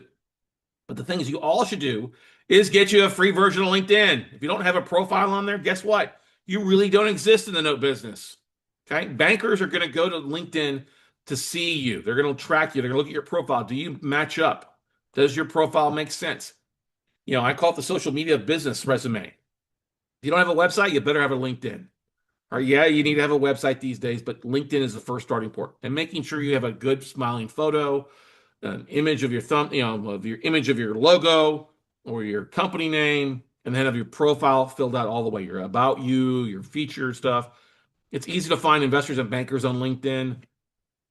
Check out Octopus CRM to help maximize connections. We grew our LinkedIn from 6,000 to 30,000 connections over years of using Octopus 5 days a week. Very, very affordable. One of the most powerful tools you can use to grow. Only 3% of LinkedIn users post daily. So think about that. If you can post something, an article, a newsletter, you create your own newsletter or case studies, people will pay attention to you and they'll start to follow you. And you can join and post to the different groups out there as well. It's a great way to connect with other people that are more than like a third-degree connection away by finding groups that they're in and connecting with them. And yes, you can import a list of up to 1,000 emails into LinkedIn, and LinkedIn will go out and find if there's a profile that matches up with that email, and it helps you can kind of prime the proverbial LinkedIn pump to help you start connecting with people. Video marketing is just so important these days, ladies and gentlemen. So much more valuable these days than whatever it was. And you have a phone. If you have a smartphone, guess what? You can use video pretty easily. YouTube, that's the second number 2 search engine owned by the number 1 search engine. Okay. TubeBuddy is something that we use to help us grow with keywords. When you post a video, it's besides more than just a video. It's the title, it's the description. We use TubeBuddy to help us come up with that stuff. You can also use different AI tools for that. But you gotta, if you're not gonna take the time to put a good title or description with it, don't publish it. Keep it private on YouTube until you're ready to publish it. But then make sure you have a description, your keywords and thumbnails. Those are the roadmaps for YouTube to send views to your video. Description, keywords, and thumbnail. Okay. Now you can use like Facebook Live, Facebook Post, TikTok. Most of those have a 24 to 48 hour lifespan, not 28 hours. But it's still good to post on those, especially case studies. LinkedIn Live, or uploading video, long form content, and short content on LinkedIn now works really well to share what's going on with short deals. Short case study videos of 5 minutes or less and have it rinse and repeat. But most of you guys are going to use your smartphone. Very easy to use with selfies to upload to TikTok or upload to Instagram or upload to Threads or Twitter or Facebook using your phone. There's so many great tools, especially TikTok. Record something, it downloads it to your photos, and you can upload that video to everywhere else. And we've used short videos to really expand our business a lot over the last few years. We use a thing called the marketing octagon or content octagon. If you take an image of a property you're walking or a property you're evaluating or a note you're evaluating, sharing that content and that short little video across multiple channels. Like I said, photos and stories do best. We'll use buffer.com from time to time to share across multiple platforms simultaneously, especially if I'm going to be out of town or my VA can log in a buffer and upload things, upload short videos and stuff like that gets reposted again and again. Not everyone is on every platform. I get it. But you got to be on every platform these days, ladies and gentlemen. If you're going to be in this for long term, leverage the free activity, the free audience that you're going to get by being on those things. You never know. You never know who's going to see your stuff. We've raised capital and closed deals on every platform: LinkedIn, Twitter, Facebook, TikTok, Threads. And for something that's free, use it. Okay. And the more you cross promote, the more hits you're going to see. And somebody sees your thing twice, guess what? Okay, they follow you twice. Whoopee freaking doodah. Now you've hit that 80% of sales made after the 5th contact now faster. Okay. Best time to post is at lunch, 3 p.m., 7 p.m., and 9 p.m. when people are death scrolling in bed at night. Okay. Start with one new platform if you're starting off with, and one new thing each week, and rinse and repeat. Get better at it. Get better at it. It's the only way you're going to do it. We use Restream to repost our longer form videos on a regular basis across all the platforms at once. And we also use Opus Clip to take our longer videos, chop it up into short videos, and post those short videos across every major platform. And it helps us a ton and very, very affordable. Okay.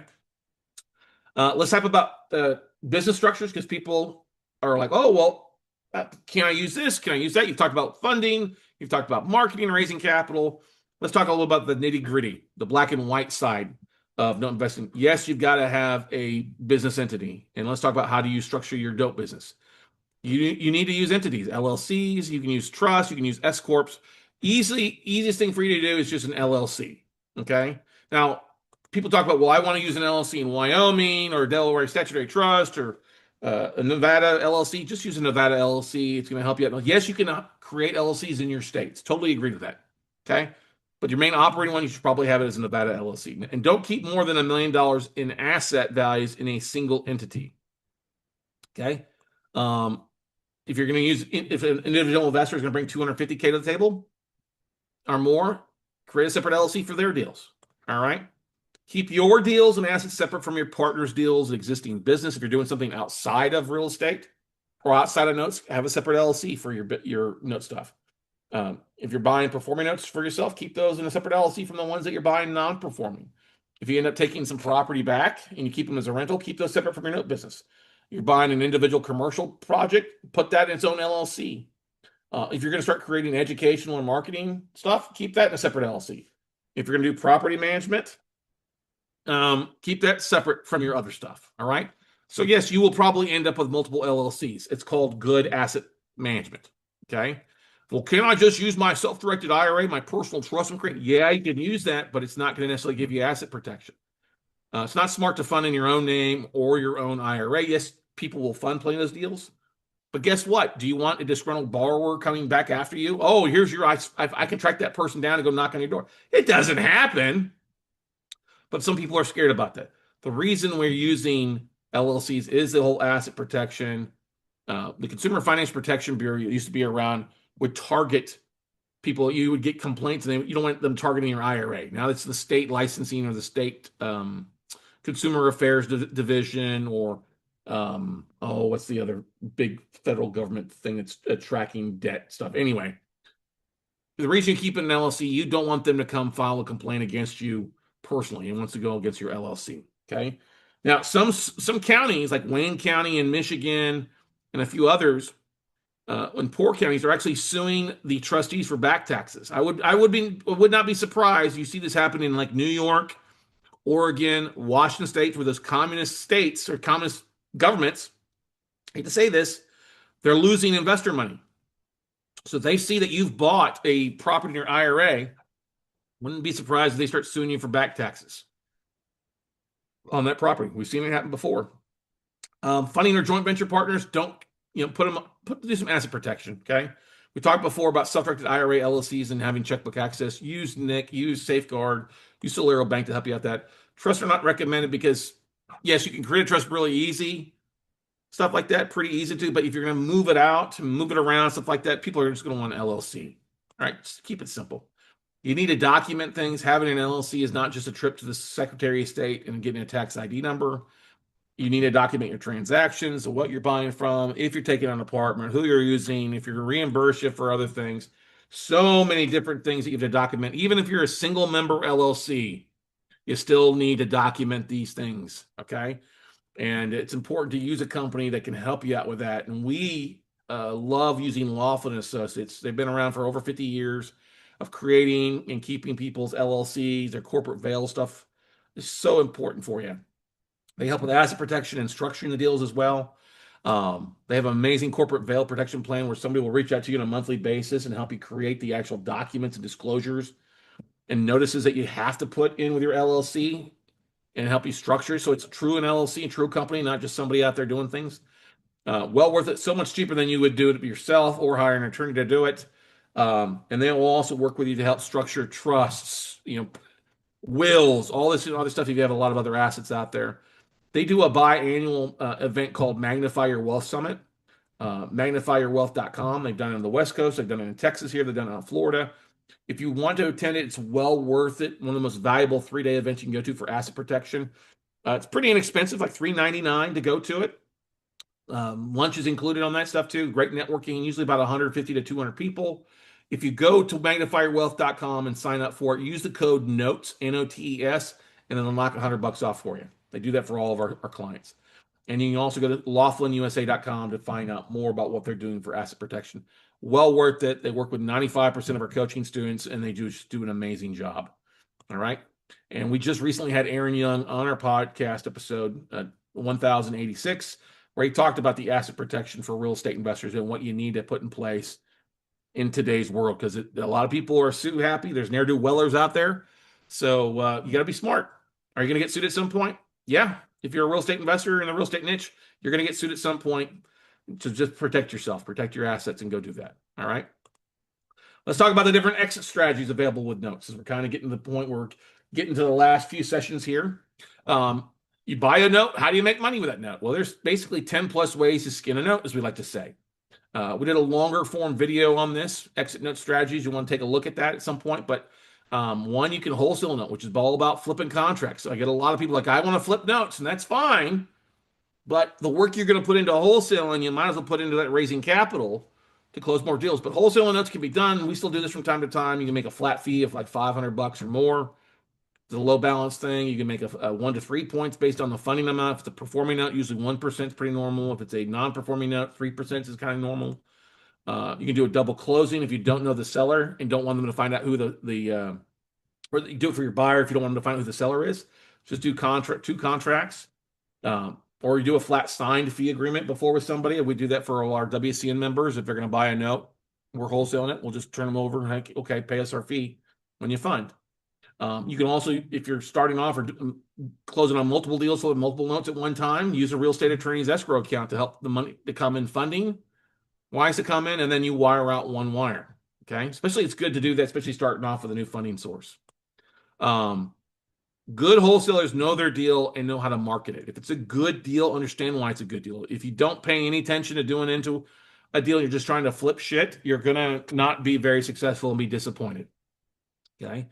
You can borrow. The next strategy is to try to get the borrower to start paying. You buy a non-performing note, servicing companies that reach out to the borrower.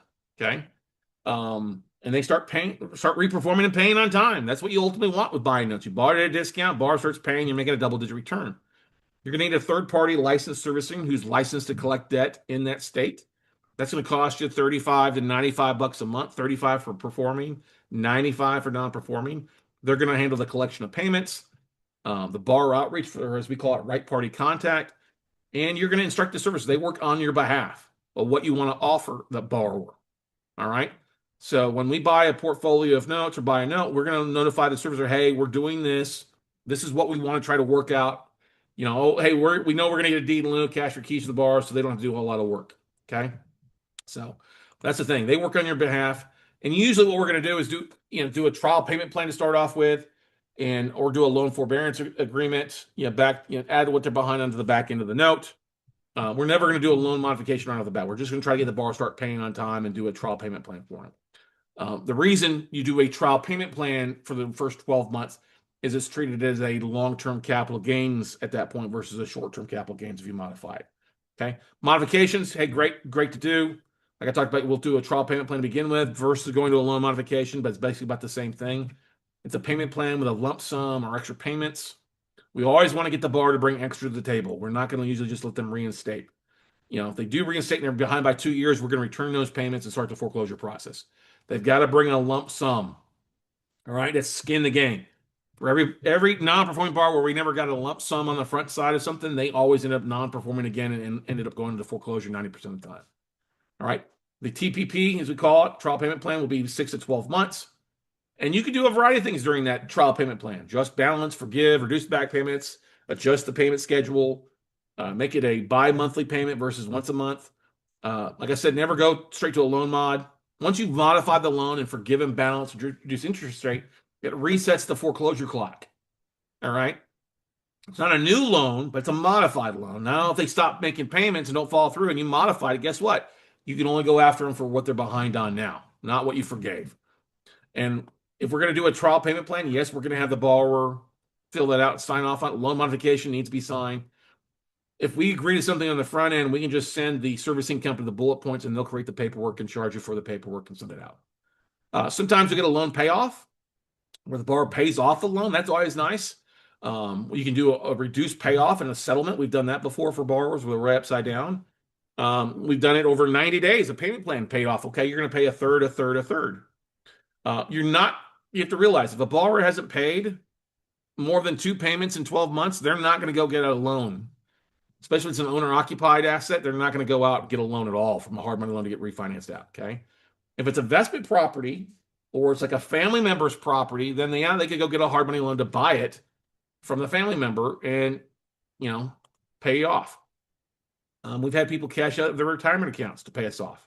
Hey, what do you have in your 401k? What do you have in your IRA account? All right, let's use that money to help pay off this off. It shouldn't be a penalty for paying off the house. Okay.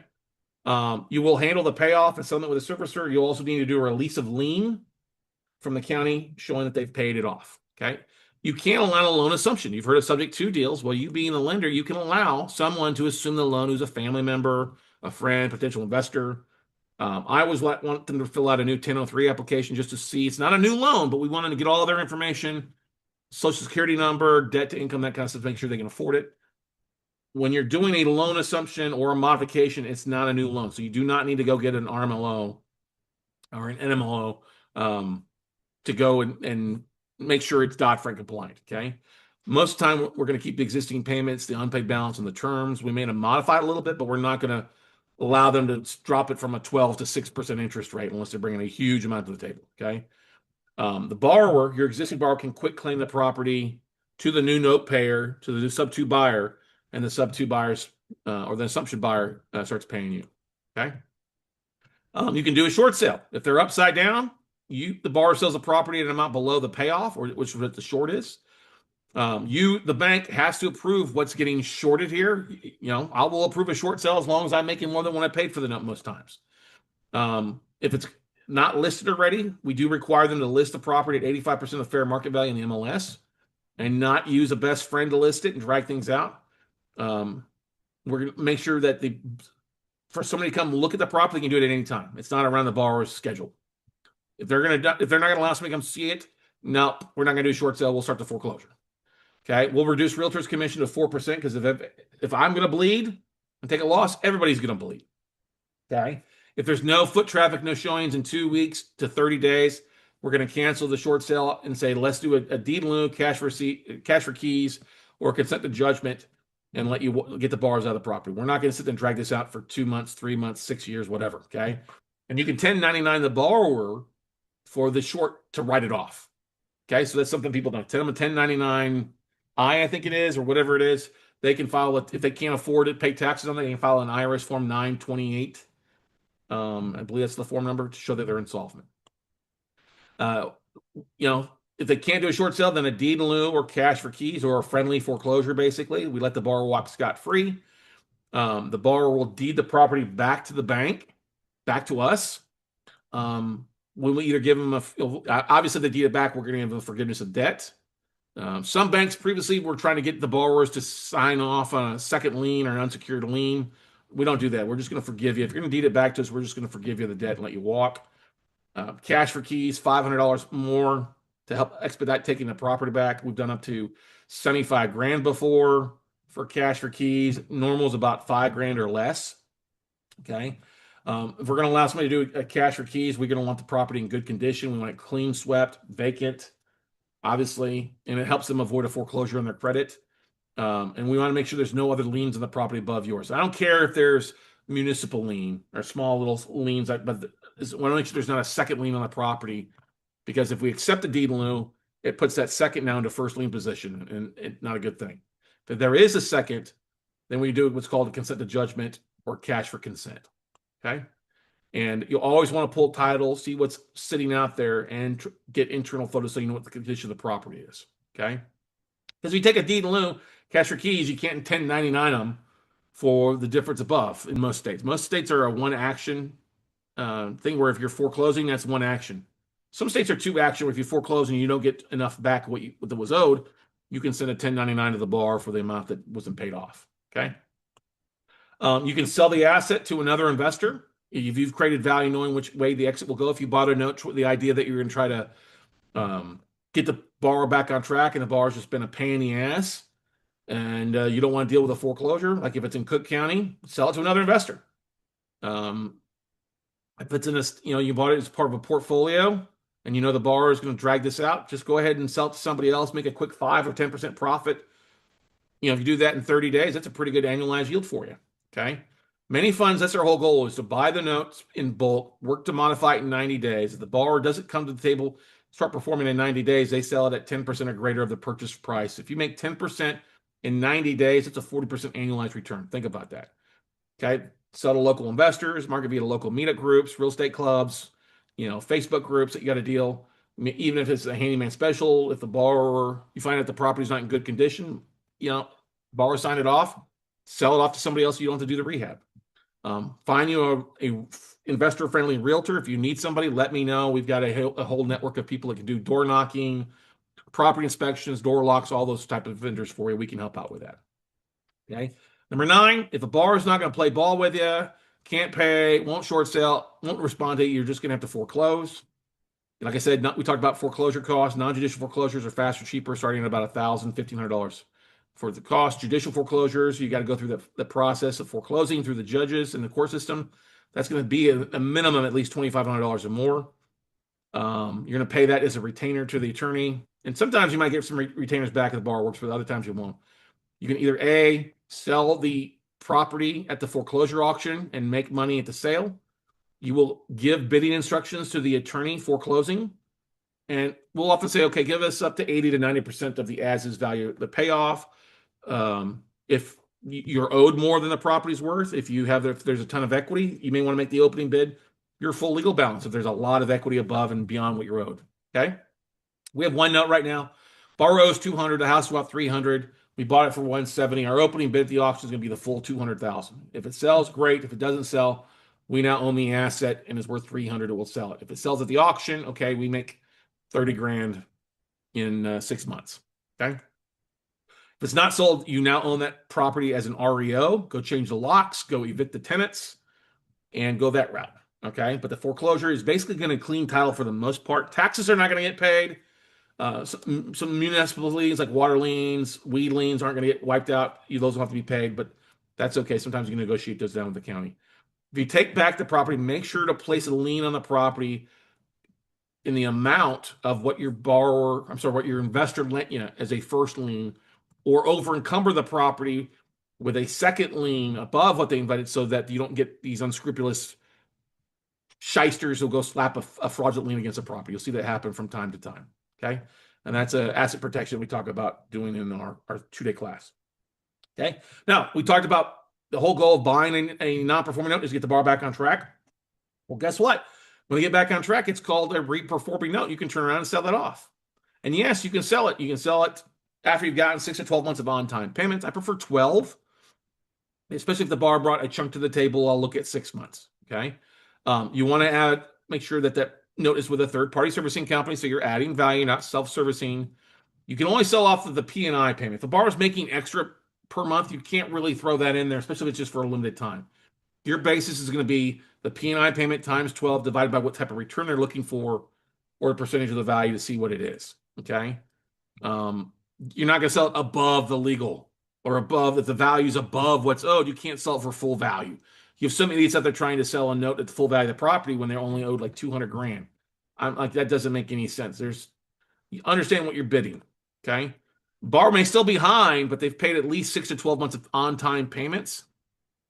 Great. I'll consider that a performing note. I don't care if they're a year or two behind, but they've made 12 months on time and they're working towards that back bounce.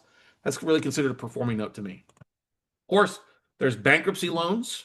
If the borrower files bankruptcy, that's a good thing in the note business. For you in the real estate business, if you're trying to deal with a distressed borrower and they file bankruptcy, guess what? You go on to some other deal. Well, for us, we love it because we've now got an attorney to talk to, and your servicing company will help you out with that. They'll usually often have a bankruptcy attorney to help collect on your behalf. I'll talk on your behalf. BK Chapter 13, that's going to turn into really a debt restructuring. You can actually pull the bankruptcy filing at pacer.gov and pull up the individual bankruptcy report, whether it's a 13 or a 7. But basically, a BK Chapter 13 is going to be a 5-year payment plan to pay off what they're behind on. So they still have to make their existing payment, but they're going to pay a little bit extra. You have the right to not approve the payment plan if it's failed or bad. And it's often BK Chapter 13s that are paying are often sought after by firms at 80 to 90% of what's owed. You can discharge the mortgage from payments if the plan fails and restart foreclosure. A BK Chapter 7, though, is going to be debt liquidation. The family does not get to keep the house. It becomes an REO because you're going to finish the foreclosure, or you can do a deed in lieu of foreclosure if the bar does not comply. All right. You can do a deed in lieu or foreclosure if the bar does not comply.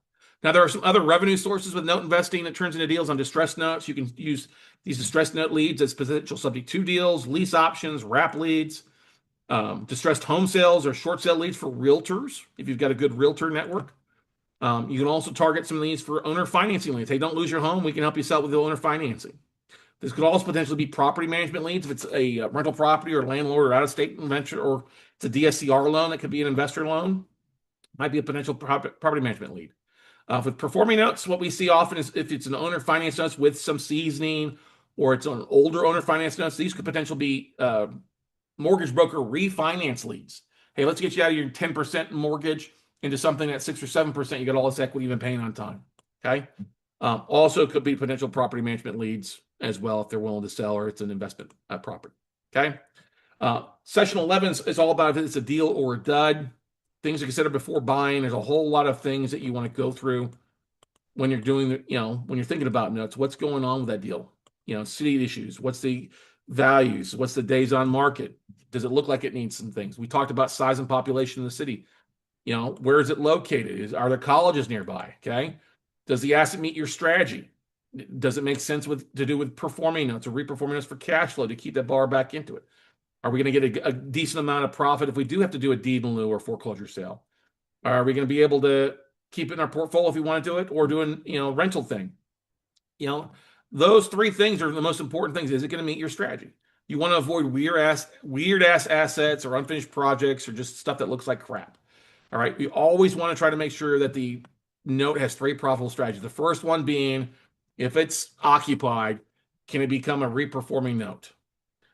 Will it make sense to do deed in lieu of cash for keys? Is it going to make money if I have to take it to foreclosure and it takes the full foreclosure time frame? I don't really care about rental or new note sale or origination. If I owner finance it, those will make money, but it's usually going to be a single digit return. I've got to make a double digit return for A, B, or C, especially if I'm using other people's money. You also want to think about, has legal started? You want to ask to speak to the attorney or see the attorney notes. You'll be able to see the servicing notes and should request it as part of your due diligence process, plus the whole collateral file. We talked about checking bankruptcy on Pacer. And look at the state's statute of limitations for debt collections. Every state's a little bit different on that, okay? And then also, is the state have safe harbor like Florida, Colorado, Nevada, where you don't have to pay the full amount due to the condo associations or the HOA associations? Sometimes you get away with paying just a fraction of what's owed because of that. Safe harbor in Florida, if I'm buying a note and foreclosing and there's an HOA lien, I'm only going to pay either 12 months of the HOA fees or 1% of the original sales price of the property, and the HOA can't do shit about it. Okay? Due diligence is a longer process, and you worry about the borrower, the property, and the collateral file, ladies and gentlemen. We do a long due diligence video, especially in our workshops, about the servicing notes, the borrower's due diligence, how the responsible is. Have they filed out hardship letters? Look at the previous loan documents. We look at the BK. We do a little social sleuthing to see if they're currently there. What are they saying on social media? We also, if it's a vacant property, we'll look at neighbors and family members trying to find them out. And we'll also look at past and present employers based on the loan documents they provide. Obviously, the property is important. We'll look at values of as is in 30 days. We'll look at the exterior condition. We'll look at the market conditions. Is it in a good area or a rough area? Always put eyes on the asset before funding, making sure that property is there and not trashed out or gone or wiped away. Look at nearby sales and comps. And by nearby sales, we mean nearby sales, not something that's 5-10 miles away. Always order a broker price opinion. You can do that through us at weclosenotes.com, or get a realtor to pull a CMA if you know somebody that's local. Look at the taxes and pending tax sales, code enforcement liens, activity in the neighborhood, previous MLS listings, the rent rates, the HOA, condo association. Some places you can't rent, or you got to be age appropriate. And then look for any of these special assessments that may have been filed by the association. And then, of course, crime maps are always a good thing if it's in a city with one of those. Of course, you will not get interior access on most of these notes because if it's not listed for sale, you're going to base most of your stuff off of exterior conditions. Okay. Use Zillow up front, and then to make your offering, use Zillow, Trulia, whatever. And then once your bid's accepted, then you'll order a BPO and do a much more deeper dive into values. RPR uses a free AVM tool if you're a realtor. I also like to call the utility departments or the city departments to find out if it's occupied or utilities are on. And I can always, if I find that the value is below what was stated to me on the spreadsheet, I can always reduce or fade my bid with proof that the value is less. And the seller can either accept it or they can cancel it and I can move on. But always, always have somebody go look at the asset before bidding. Collateral files, this is what you're really buying, not the property. So it's the original loan documents, the mortgage, the chain of different assignments of mortgages that note's been sold a couple times. Look at allonges, such as the transfer. Check out the deed of trust and make sure that that matches up with the details of the borrower that you're buying. Look at any previous appraisals on there. That's great. They're outdated, but at least it gives you an idea what interior is supposed to look like. And look at the previous borrower's 1003, which is the application that most people are filling out from the mortgage company to buy that note. That'll tell you what they have: retirement accounts, other assets, all sorts of great stuff. And the soft versus hard does not mean a Viagra thing. Your soft collateral is going to be a PDF document, scanned copies that you're going to look at. And then after closing, usually within 30 to 45 days, you'll get the physical or hard copies sent to you from the seller. Your team of vendors is important. This is not a business you do alone. You're going to have vendors out there to help you. You have your servicing company. They're going to, like Covey Financials, who we use, coveyfin.com. There's Madison Management. There's Allied Servicing. There's FCI Lender Services, which is pretty horrible, but they're there. You also have Land Home. There's a whole lot of other servicing companies out there. Essence Servicing is kind of the expensive one. You're going to use a title company for O&E reports, or a vendor. You can order O&E title reports from us at weclosenotes.com, or use a company like Pro Title USA. You're also, one of the most important things is knowing the value of your company or value of your property. And you're going to want to order a broker price opinion from us. We can do that for you. You're going to want to hire foreclosure attorneys. You can either do this to the servicing company, will have their own list. You can use legalleague100.com if they don't have somebody, or you can use like a referral from other investors. As far as collateral review, you want somebody to look at, make sure all the documents there. You can use like a company called CSC, which is out of Dallas. You could use another company called Richmond Monroe out of the Ozarks. We also provide collateral review. That's going to cost you about $150 per file. To give you a bit of an idea, of course, realtors are important to help you sell the asset. You can go to realtor.com. You can use nard.com to find realtors to help you sell the stuff. But when we order BPOs, we have a third-party vendor with nationwide realtors, so they're able to get a realtor to go out and pull accurate comps and take some photos for you, right?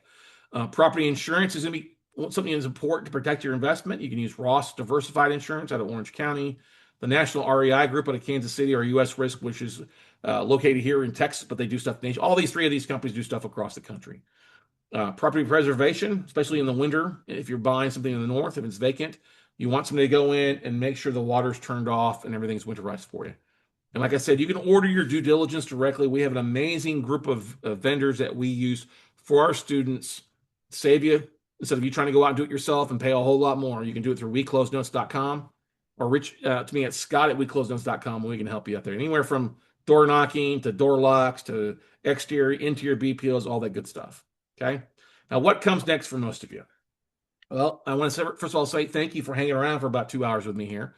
But the next thing that most people do is they sign up for our virtual note investing workshop. It's a 2-day workshop. You can get signed up for it at notebuyingfordummies.com.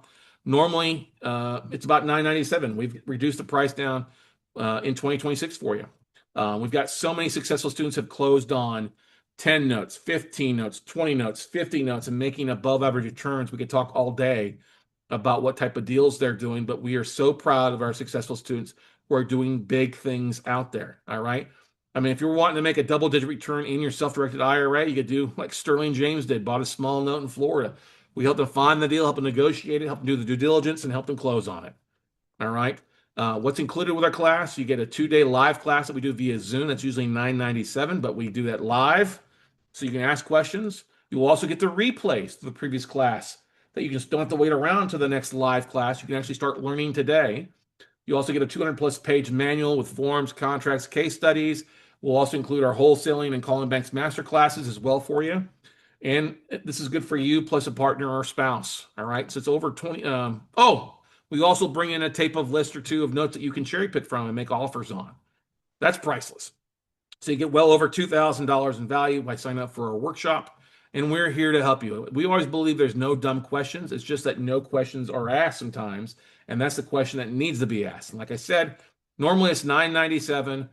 We're doing it for the low price of $297 for you guys now. It's going to notebuyingfordummies.com. That's our Saturday and Sunday classes when we host it, usually from 8 to 6, 8 to 7 at night. We used to do it 3 days online and realized that people just couldn't make it on Fridays. So we've shrunk it down to make it more accessible for you guys during a normal weekend on Saturday and Sunday. And then, of course, guys, if you want to do more, but you want to spread it out, stay involved, then sign up for our WCN membership. It's $97 a month. Go to noteumbrella.com and get signed up for that there. Includes access to the replays. We do coaching calls on Mondays. We also upload our list of notes there that you guys can cherry pick. So $97 a month, it's the biggest bang for the buck and the all you can learn note buffet, like we say. So go to noteumbrella.com for that. And then, of course, we do have one-on-one coaching that we help hold your hand through the process.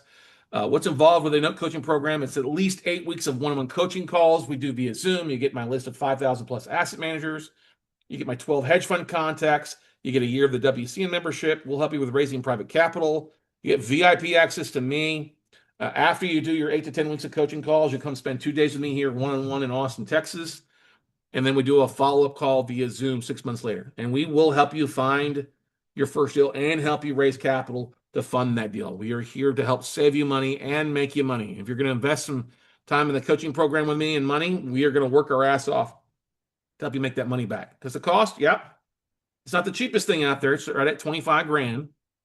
But we do offer a discount if you pay in full. And we also have the availability to do a 24 to 36 month financing program for you, where we've got a third party vendor that will help with that, or we'll help you with that as well. So if you're wanting to finance your one-on-one, we do offer it through Ease Coaching. It's 2 years of W-2s.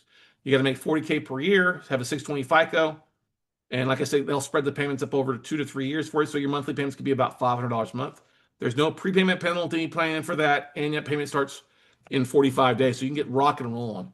And most of our coaching students that go this route, we're going to find you a note that you can purchase that's going to pay you $500, $600 a month. So you can start paying, it starts paying your coaching program for you. So you may can even get into it with nothing out of your own pocket if you qualify. Okay. Like I said, we've got a whole, our normal total cost is already at 25. If you do a 30-day paid in full discount, we'll drop $5,000 off it. So you set up, and then we can set up, or we can set up a monthly payment plan. Bring a chunk down. We'll have it paid over 12 months. Or if you want to do the third-party financing, you can do that. It's a full year coaching, and like I said, we have a 95% success rate. The 5% success rate, 5% of those that aren't successful either disappeared or were not coachable people to follow through. We find deals for you by giving you our access. All right. And we just went through this here. We're willing to help you get this rock and roll. If you're wanting to do something, let's talk about the coaching. But like I said, guys, we can find out in just a few minutes, in hours, not days, if you're proof of that, and get you rocking and rolling. If you'd like to dive in that, let me know. We're glad to send you the link to get this a short 10-minute application. But I think for most of you guys, it's going to be the next step is to sign up for our 2-day workshop at notebuyingfordummies.com. It's the biggest bang for the buck. We're going to show you, like I said, how to find, fund, flip, flow, due diligence, raising capital, how to find these deals. We're going to hold your hand through it for 2 solid days with yours truly. Now, are you going to learn everything about the note business in 2 days? No, you're not. But you're going to learn a whole lot more from me because I'm not going to blow smoke up your ass. No pitch, no pitch run to the back of the room or any credit card. It's 2 days of nuggets and knowledge with the note guy. All right. So, like I said, normally $997. Get signed up for this today at notebuyingfordummies.com. And like I said, guys and gals, we're here. Thank you for listening. And feel free, if you got questions, want to talk more about coaching or the class, book a call with me at talkwithscottcarson.com. That's a 30-minute call or Zoom with me. It's free. Talkwithscottcarson.com. And let's help you take your business to the next level, ladies and gentlemen. All right. Thank you so much. If you're going to hang around for the live version of this, we'll dive and tape it for watch the replay. Thank you for listening. Thank you for watching. Go out, take some action, and we hope forward to seeing you at the next virtual note buying workshop.